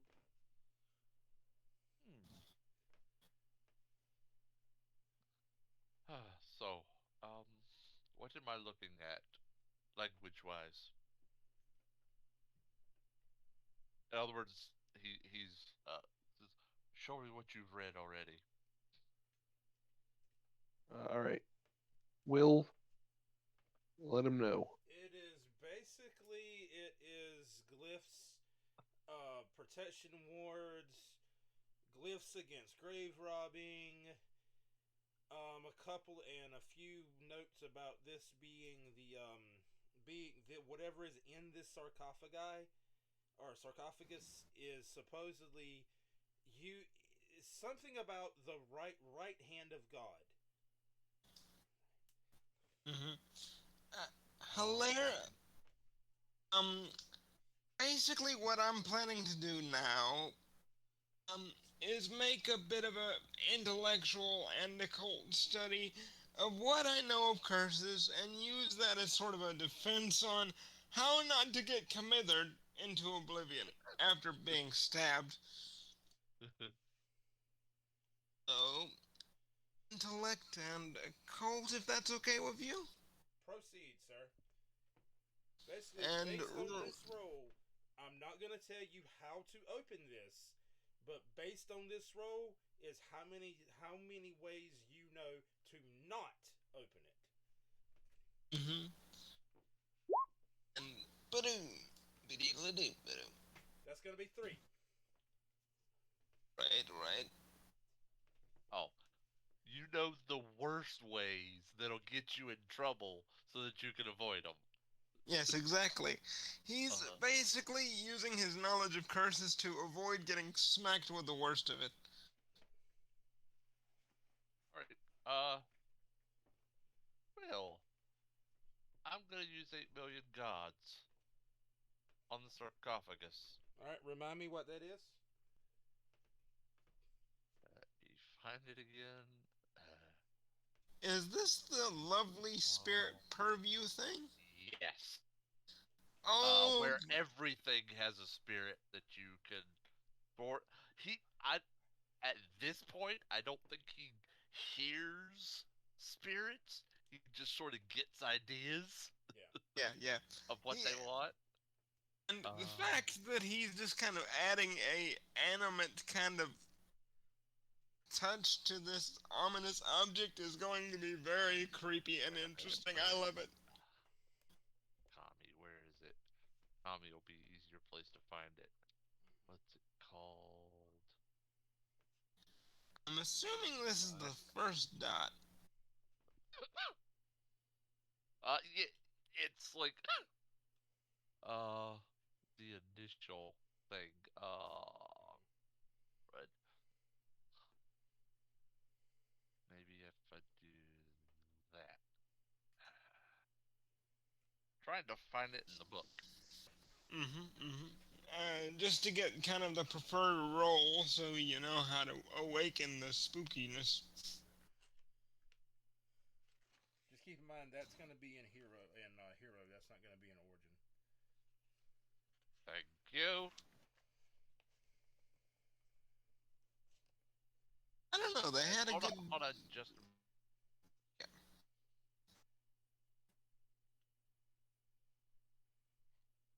Alright, let me see. The old mental Rolodex. 8 million. What is it called so I can highlight it?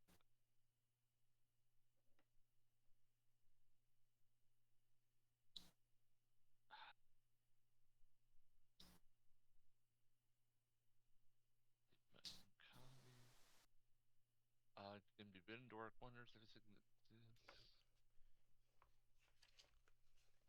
Alright, 8. And this, ladies and Ah, gentlemen, this there we is go. why you bring an expert when you're going grave robbing. Uh-huh. Yep. Innate power. You can speak with the kami of objects and animals, allowing you to communicate and attempt to influence them. They have attitude too toward you by default. Lovely. Okay. So The he's kami, trying. the kami of objects have a limited degree of agency, primarily taking unrolled actions to do things the object might have done anyway. Speak to the kami of a car can convince it to start without keys, but not drive around by itself. Mhm. So Lovely. he just sort of walks over to the sarcophagus and runs his hand along it, sort of like thinking, um, how could I examine who's in here without getting him angry? Mhm. Then it occurs to you it's not a someone that's in there, it's a something.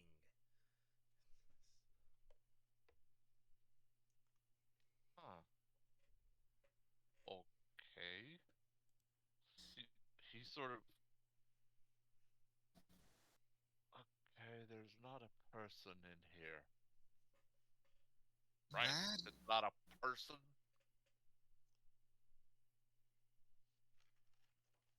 I get the feeling there's not a person in here. that's very, very relevant information. Also, utterly terrifying.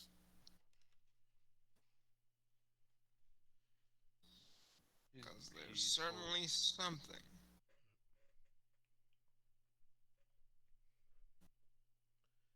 And as you continue to walk basically the perimeter of the sarcophagus, it's in mhm. total it feels like it may be about 4 foot by about 4 foot by about 2 feet wide, and maybe about a half a foot deep. The box itself. Yes. Okay. 4 by 2 by 6 inches. Okay. Hmm. Huh.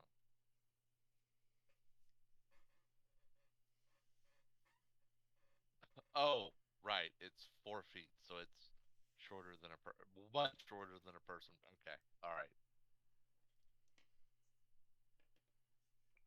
He says out loud because he does back home. Unless whatever is in here is dangerous where it is, I merely wish to see it, and he gives the top a push.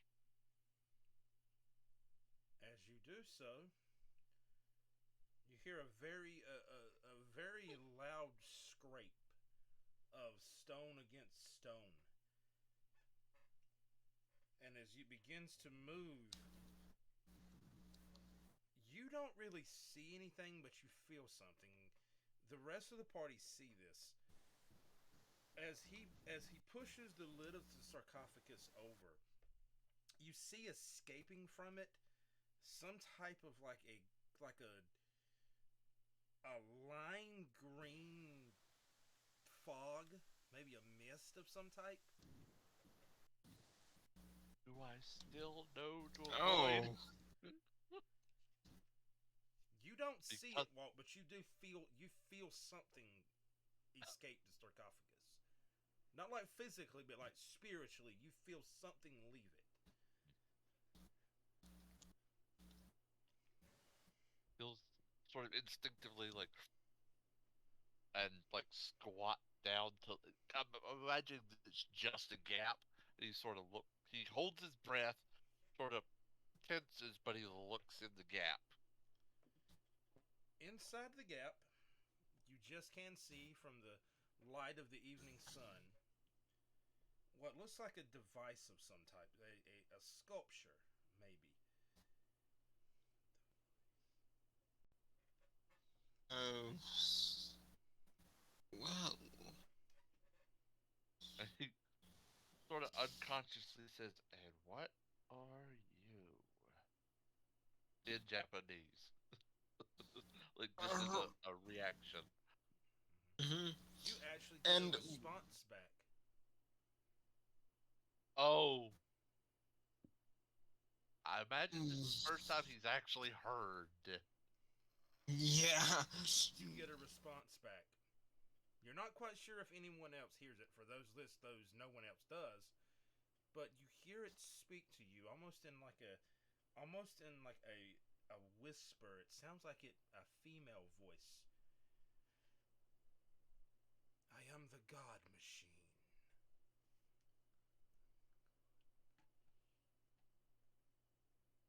Will,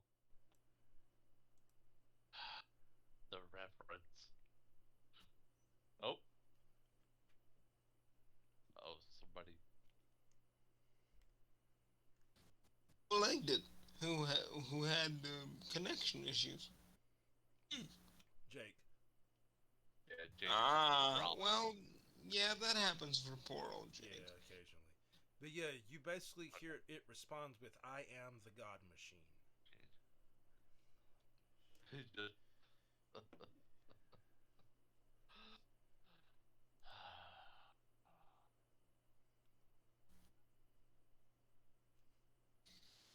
And spiritually and mentally, he just says, "Explain."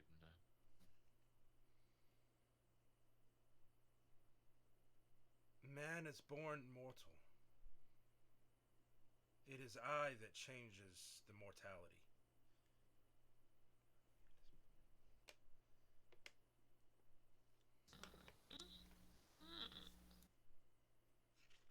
Now keep in mind, He Josh, you're wa- not hearing this. Only yeah, Walt is. he walks around to the other side of the lid and pushes it back. He has notes. He You're just not nope, sure not why he today, has nope, notes, but nope, he has notes. and nope, not today, not today. And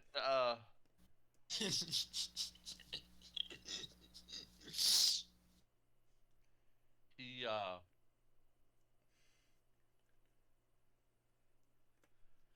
actually he scoops up some dust, spits into it, makes a paste, and starts rubbing it along the seam.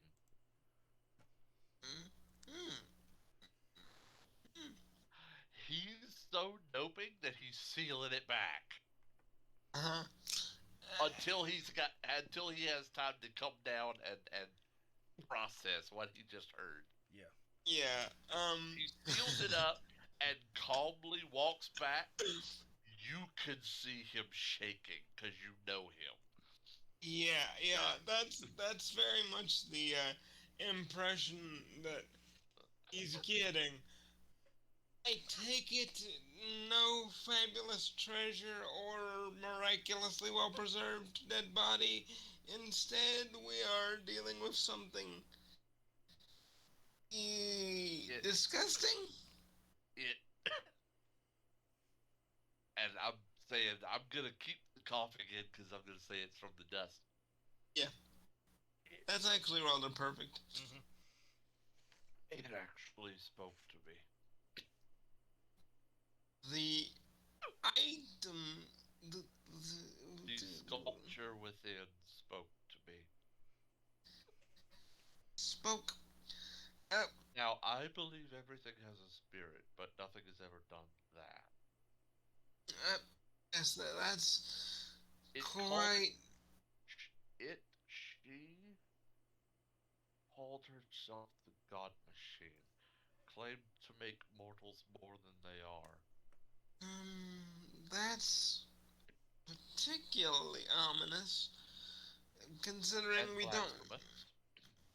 Yes, we don't exactly know what it would transform beings into. There are several historical treasures that will bring a person back to, shall we say, factory settings or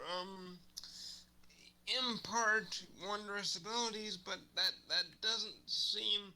You wouldn't put a wondrous restorative panacea into a sarcophagi. It just doesn't make sense. You wouldn't treat it as a dead person. Where's the person in charge here? Uh, and Virgil will just kind of point while kind of holding his side together. Beelining it for him. Mm-hmm. Like, I'm told you're the director of this dig. Oh yes, Mr. Ahmad. The thing we just uncovered, no one is to touch. I've sealed it with wet dust. No one's to touch it until we know more about it. It is dangerous. Yes, that's what we had feared. But what am I to tell the press? What am I to tell my men? Oh, um,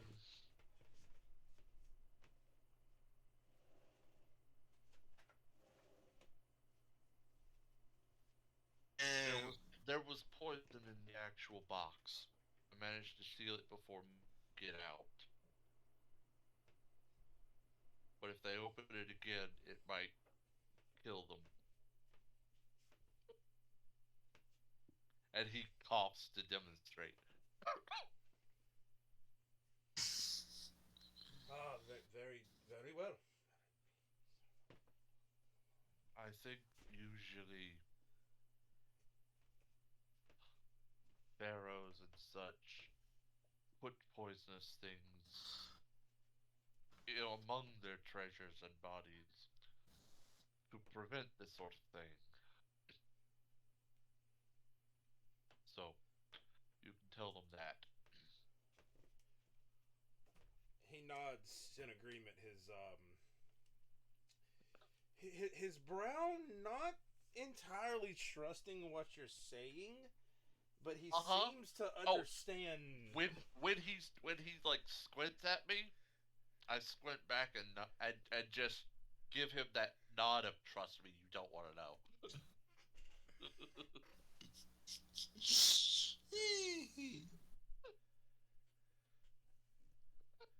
Very well, very well.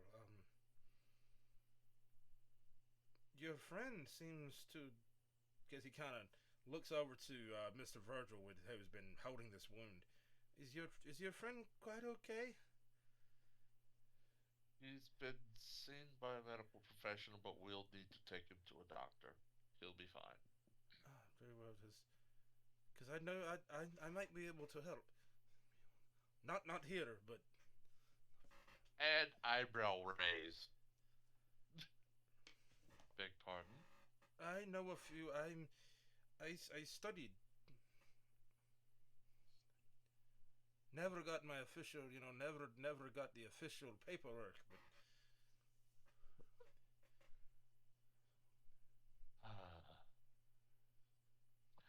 There's just a disappointed look on his face. Like, you really should have been certified. Like, I don't really want to trust you because you're not certified. But just. very, very in character. Now, Virgil would be all for it, but he's not here, so that's the. At least you can take a look at it. Come on. as you do so, as you kind of, and just for because I don't think you were in here when we showed it earlier, but if you can see the roll 20, the statue is basically back over in this area. Okay. And Yeah. base camp is kind of set up back up here on this ledge. Okay. That's where Mr. Ahmad was. Was over here? Yes. Okay. And he points at him and says, "What was your name again?" Sorry. Ahmad, Mr. Ahmad. Ahmad. Ahmad. Ahmad. Just Ahmad. Just Ahmad would be fine.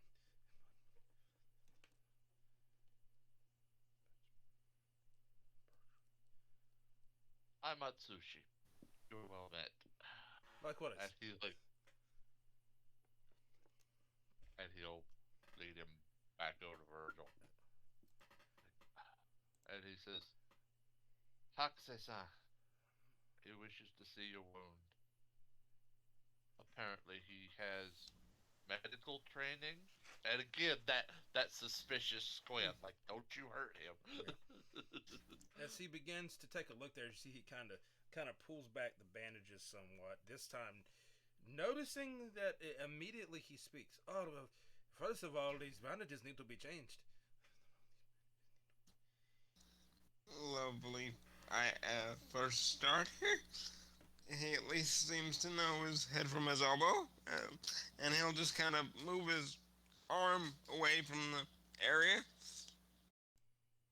And you see, he doesn't touch the wound for a couple of seconds as he kind of stands there and he kind of observes it. It's then that he takes basically the hem of the garment, the hem of the robe that he's wearing, and he kind of covers his hand. And as he begins to slowly kind of massage around the edges of the open wound. And as he does so, you see small pockets of clot begin to basically to break loose. Huh. Disturbing and fascinating. Are you saying that in character? Like, Oh boy. No. Hush, hush. I need silence to work. In a couple of moments, you actually begin to feel a lot better, but you're not quite sure what he just did. it's definitely one of those weird evenings. There's been spooky voices from objects and weird. He's not questioning it. He's just like, I'm rolling with it, rolling. And taking a rather sizable nip from the bottle that he took from the bar, just kind of like, I kind of deserve this after getting freaking shanked. So there you go. Yep. Uh-huh. Well, Uh-huh. gentlemen, we are. As he kind of nods over his shoulder. Well, gentlemen, we're running out of daylight. Very true. Do you have accommodations? Uh, I don't believe we do. I wasn't aware there were many hotels nearby. I could probably find something, but if you have recommendations. I can do you better than a recommendation. I've got a hovel set up about a couple kilometers from here. Oh, Bless your soul. So I I'd be really happy. appreciate it. I'd be happy to host you for a couple of nights. Excellent, excellent. And you notice that his accent seems to be mixing Arabic and maybe either Irish or Scottish. Yeah, I noticed you were slipping a little. Yeah, you were quote slipping. Yeah. yeah. We're not sure which one is the more accurate one, but it's a very interesting character detail, by the way. Yeah. And so he'll just kind of follow the leader and figure out which way is, the right way. So he actually puts the two of Oh. you. Because of knowledge of culture, a supreme knowledge of culture. Mhm. Do I recognize where like what the mix is precisely or not, or do I need to roll something? It is definitely Scottish. Okay, he says, And now that you've really noticed the accent, you've took the time to really look at this individual.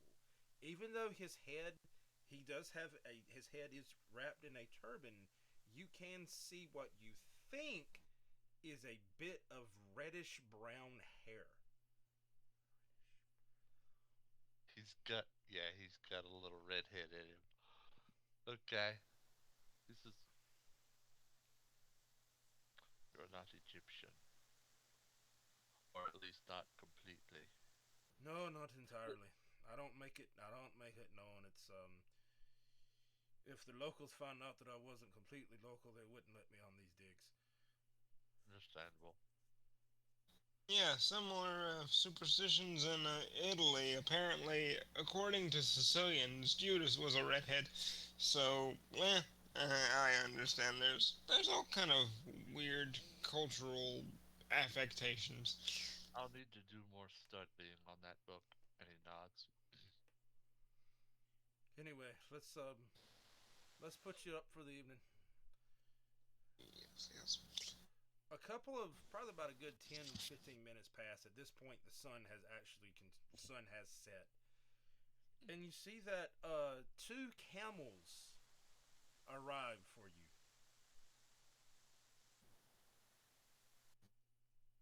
Hmm, Oh, he excellent. sort of points at the car but shrugs. Like Yes. I could drive. Hmm, Depending on where he's he is, You depending could on where drive. he is, though, probably You could. not yeah. good for cars. Yes, you're right. You could drive, and you could also get stuck in the sand out here. Yeah, Ah, that's a fair enough assumption. And he'll kind of swing onto one of the particularly strange animals.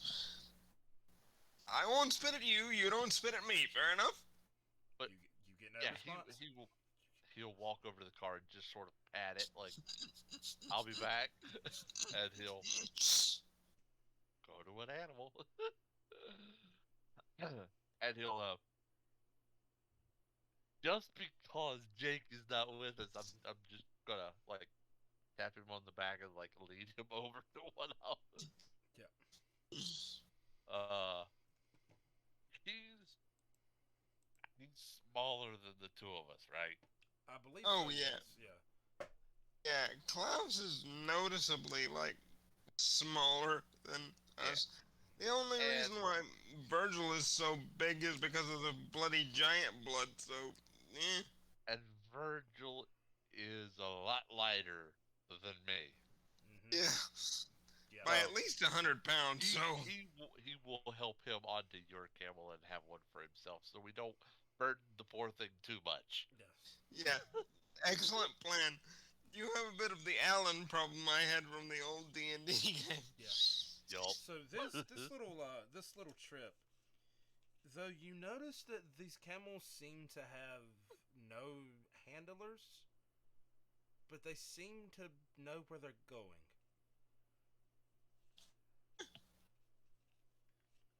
Small the whole blessings. the whole time Atsushi say just sort of thanking them for their service. Yeah. Like without really saying anything, maybe some Japanese, but yeah. So as weird as the day has been, the evening, your little ride here over to Mr. Ahmad's place is rather uneventful. It's a relatively peaceful, calm night. It's a very, very, very beautiful night. Actually, almost all of the stars are out. You're able to see the Milky Way. And Mhm. a couple of hours, and the camels kind of stop in front of a. You wouldn't call it small, maybe modest, but not small. Desert-like structure.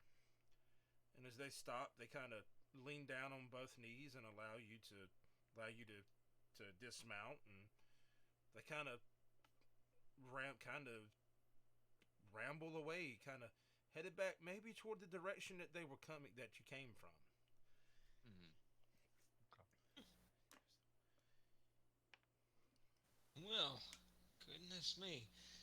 I'll never get used to seeing so much light without all the noise pollution and smog and people, and there's a reason why I like to travel. I'll just kind of slide into the hovel a little bit, restored mentally.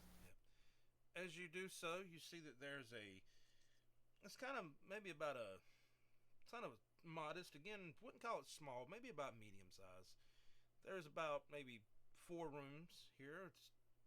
Well, now that you look closer to about 6 rooms, there looks to be about a medium-sized bedroom off to one side, a smaller bedroom off to the other side, with a living area in the middle there. It looks maybe like a kitchen and a dining room. And something catches your attention. There's a switch on the wall. Oh, bugger me! He's and he goes over to test the switch. Oh, so a hovel. So first of all, a hovel turns out to be 6 rooms and also has electricity. Yes. What? Yeah, this is exactly why Mr. Adventurous Professor goes directly over to said switch. Yeah. Uh-huh. If you He didn't already figure it out, Mr. Ahmad's not telling the whole truth. Yeah. He walks in and looks around. Hovel, a grin that rich people both know. Mm-hmm. And as you toggle the switch there, Virgil, you see you hear a very low hum, and lights begin to slowly kind of spring to life around the building. Isn't that lovely? I'm just guessing because of, whale oil and coal and various other forms of illumination. He's hardly ever seen electric light before. Yeah, you do see around the around the home here. He does have light kerosene lanterns and various other lighting instruments, but this kind of catches you. Well, something new every day. I'd almost say it's worth getting stabbed. The one thing that catches you though is you don't see any kind of a phone anywhere in here. Oh. Eh? Well, can't have everything, but still does seem a little bit suspicious, wired up as this place is. This is a very in character reaction. Like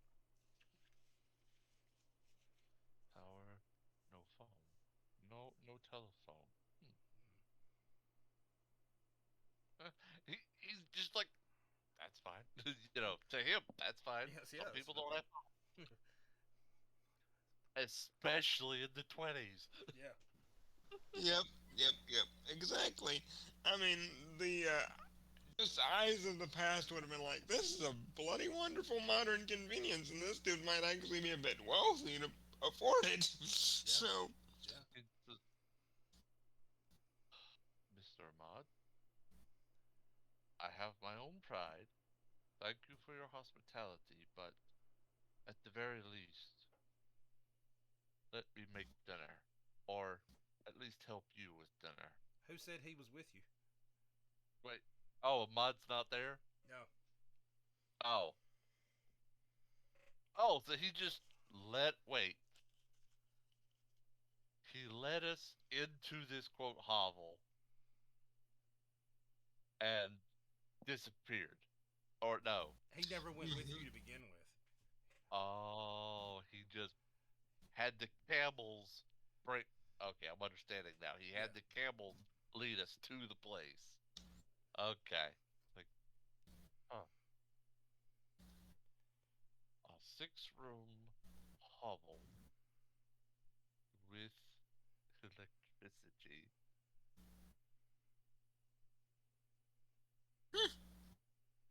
oh, that's some very strange luck. You see Now, that now that you've turned on the light and can see a little better, Hmm? he does have a kitchen here. There's a wooden table in the middle. There's what looks to be actual cabinets on the walls, and there's a looks like it may be metallic or marble type of some type of chest in the corner of the kitchen. mhm. Oh.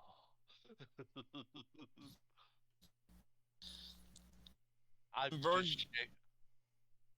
Walt is just shaking his head. Mm-hmm. uh-huh. Virgil just kind of claps his hands together. I heard you mention dinner, and considering thine host is not here, it just You also He, notice that he, that he like, same chest yeah. seems to have an odd coolness, like a chillness coming from Uh-huh. it. But when you mention dinner, he just sort of waves his hand at you, like dismissing you, and he like explores the kitchen, just every nook and cranny to see what's available. Mm-hmm, yeah, mm-hmm. yeah, yeah, yeah. As And you I imagine he goes to opening the cabinets, you find a collection of plates and earthen plates, some mugs, ceramics. and does he have a notebook somewhere in the kitchen? Not that you immediately see. Okay. But yeah, then he's gonna whoop over to the porcelain box and just give it a peek. As you do so, you see that there is a series of hinges on the back half of this box. Oh. Looks to be maybe brass. Hmm. And lift. As you do so, what you see inside is looks like a large block of ice. Ah. Seated on Okay. top of the ice is what Uh-huh. looks to be cuts of meat. Oh. Okay. All right. Uh, got some meat, Also herbs. in there looks to be several small containers of something ground up, maybe spices.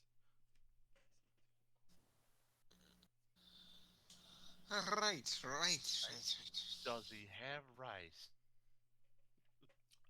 Yes, quite a bit of it actually. Okay. Hey. Uh, going to examine the meats and see what he's got. And I'm gonna make an appropriate rice bowl for the both of us. Okay. It mostly looks, as best as you can tell, to be mostly chicken and lamb, with maybe one large beef cut, but it's mostly lamb and chicken. Gotta say that would be pretty lovely, though. And chicken.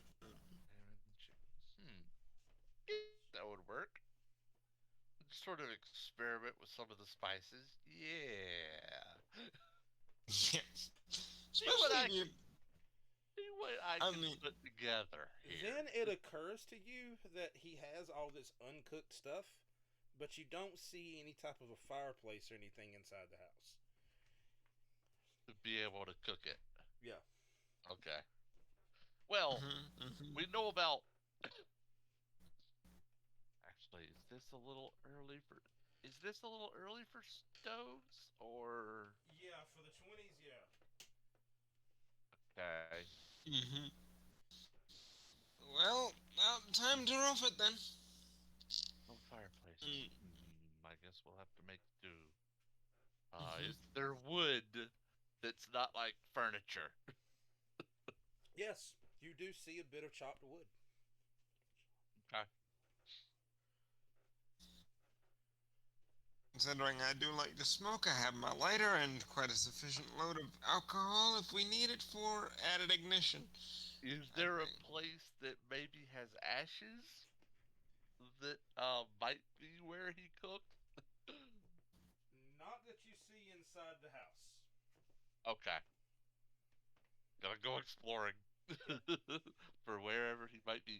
Or if no place looks like it would be a place to cook, he's just gonna cook outside on the sand. No problem. So as you step outside of what looks like maybe a back entryway, Uh, and you see that he actually has doors on this place. They're primitive and nice. they're poorly put together, but they are wooden doors on this place in the very on the various rooms, a front and back door. As you kind of push the back door, it pushes away from you, and you see a large fire pit staring back at you. Alrighty then. He'll like grab an armload of wood, Yep. uh, go out, and then like uh grab knives or whatever, like whatever knife is available. Cut off a little bit um Yeah. of Or if chicken and there's lamb, like, and yeah, just like I maybe a mean, pot if he has a pot, and just start yeah, cooking. He actually has I mean, several. Now that you've got it in your head, you looking Uh-huh. back in the cabinets, he actually has quite a bit of porcelain and earthen cookware. Okay. and even in Arabia, especially, they have some lovely like skewers for like kebabs and such things. So we'd be pretty well set up Yeah. actually. Like, Yeah. And also, once you get out there to the fire pit, you see that there is on either side of the pit large metal cylinder that is anchored into the ground. Each cylinder has oh, a large hole in the top of it, and they look to be of equal height on either pillar. He has a tandoor. I know that out of game. Yeah, He has a tandoor, yeah. or has two. mhm. Hmm. Oh baby. there there's just like a low impressed sort of whistle, kind of like the cartoon. Yeah. Hovel mine eye. This isn't exactly a man's, but he's well equipped out here. He looks in and says, "Hmm." He look like into the thing, the cylinders.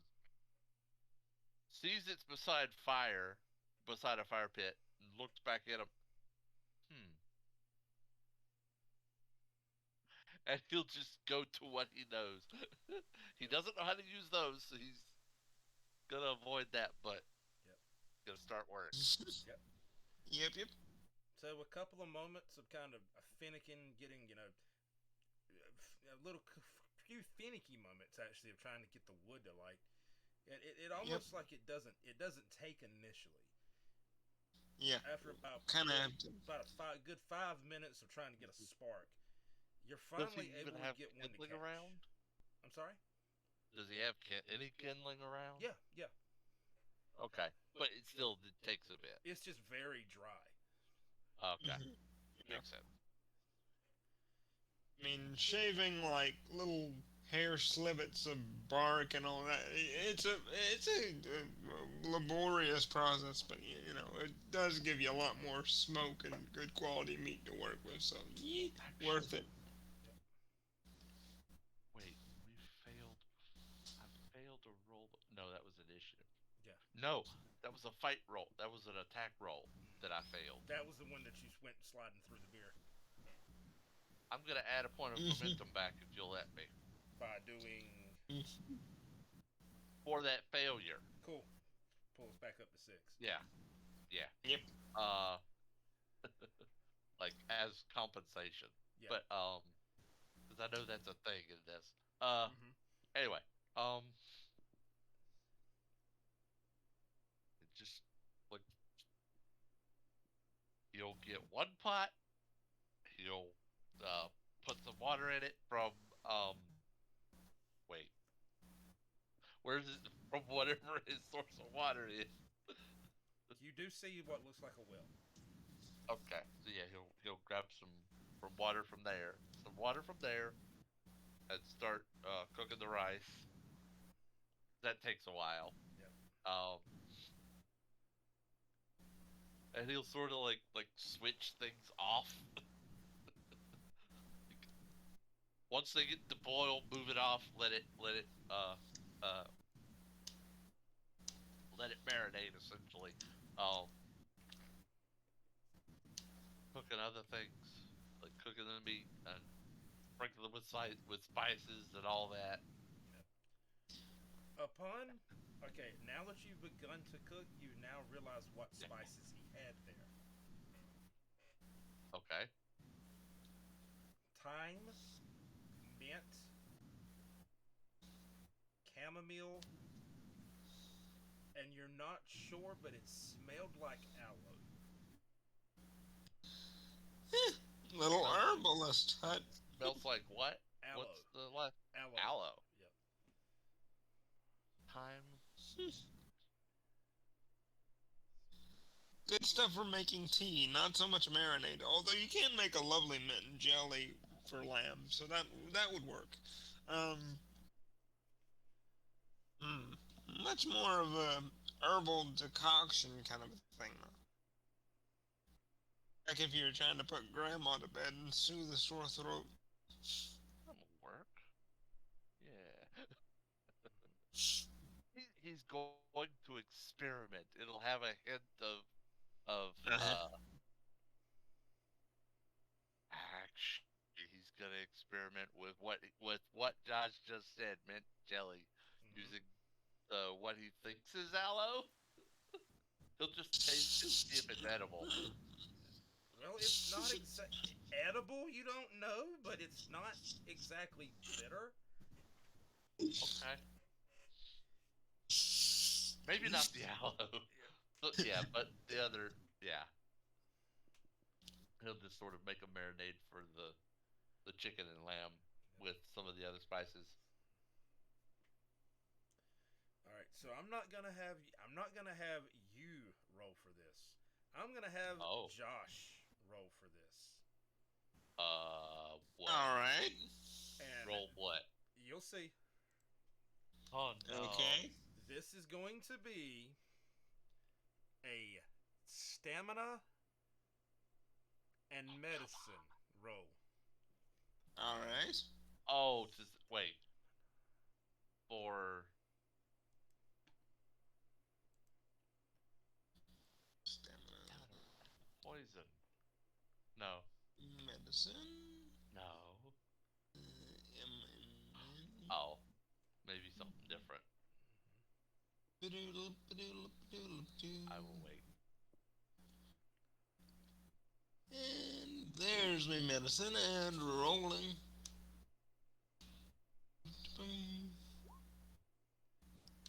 Okay.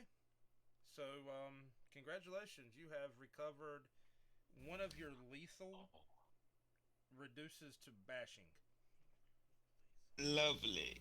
Absolutely So fantabulous. at this point, you're at one lethal and one bruised. Right. Oh. Question. How was his wound looking after our host quote helped him? It still was looking Yeah. a little. It was still looking bad, but you could visibly see it had improved. Oh. I imagine whatever Wow. druidic mumbo jumbo he was doing was basically shaking loose bad blood clots and infection and shit like that. It was kind of storing circulation in some odd.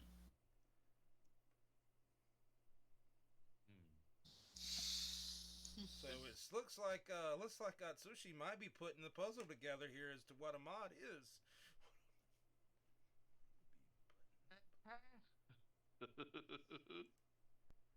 I mean, doesn't quite know. because we haven't had our visit yet, but Yeah. something's not adding up. Yeah. Yeah, I love that there's just so much spooky shit that these guys that have basically been in like a Lovecraft novel are like starting to put the pieces together. Mm-hmm. Eh. 2 and 2 is coming out to be 5 for some reason. Yeah.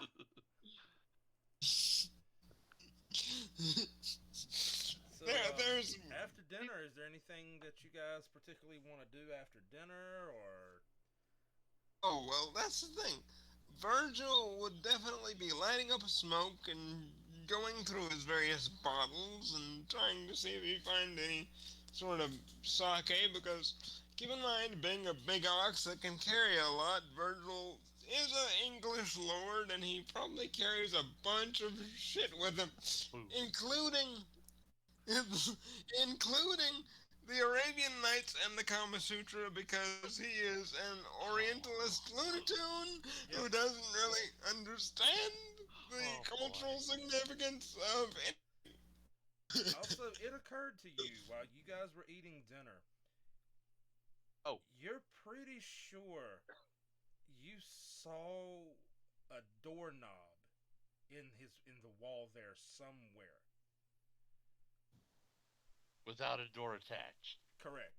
supposedly. Okay. Well, oh, Uh-huh. one minor note.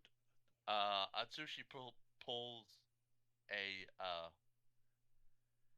a smaller bowl from his own stuff, along with 2 fox statues,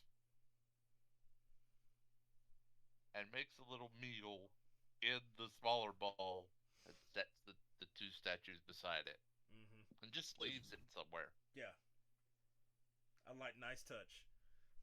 hmm Uh, I'm but just anyway, going to go low or high on this, but uh-oh. basically this role is to see if Virgil snoops or not. And low, I'm guessing he actually cannot resist and he goes around snooping. Which helps him find the that doorknob that I just mentioned. Hmm. And probably Sushi's just like crossed his arms looking at the thing already, because he's been exploring and he just sees you come in. How was dinner? Like this isn't the reason they came. Yeah, he just like, so, how was dinner? And they're both just How's staring dinner? at this doorknob. Like, it's like, How was dinner? How's your side? Is it any better? It's feeling a good deal better, and dinner was quite amazing. Given our interesting circumstances, I'm going to have to investigate this strange. And he reaches out and kind of like jerks at the doorknob. it actually turns. Uh huh. Oh boy. Well, And as it I. does so,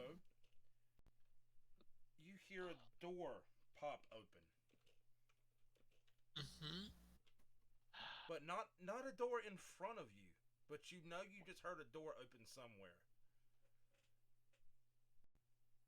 Sushi holds Sushi holds up a finger and goes where he heard it.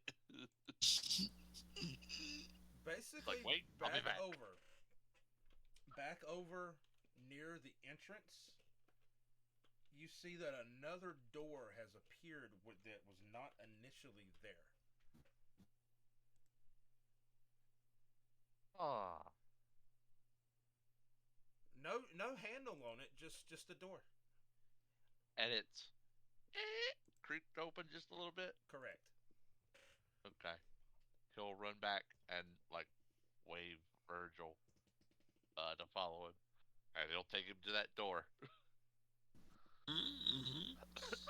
You just can see on the inside of the crack of the door what looks to be maybe some type of large wooden structure on the other side.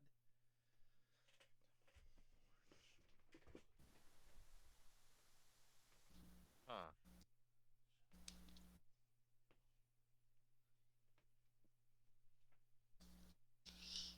And Hmm. he just sort of puts both hands like palms up, fingers pointing at Virgil, and then pointing at the door, like, you go first. So here, you go Certainly. get killed, not me. And Virgil is just the kind of demented inquisitive. He's like, okay, Ferris, there's secrets. It's like, you activated the door, you open it. As you do so, staring you in the face is on your left hand side is a large bookcase. As the door continues to open and more light spills into the room, you can see that bookcase goes around the perimeter of a small library.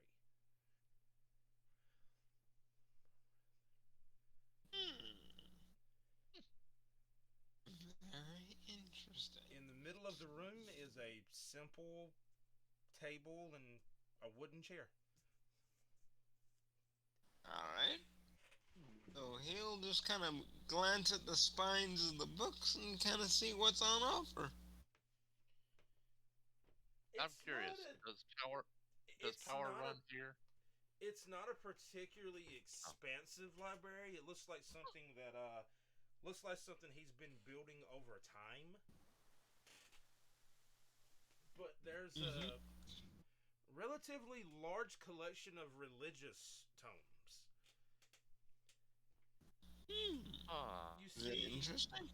you see that there are at least 4 different incarnations of the Holy Bible, 3 different copies of the Quran, and what really jumps out to you is a large leather-bound tome that has nothing written on the spine, but there's what looks like maybe Greek lettering down on the top edge of it. Well, on deck, you are definitely falling for my inquisitive brain. And he Like just top edge, like the top edge of the spine? Yes, almost like it's stamped Huh. into the leather. Yep,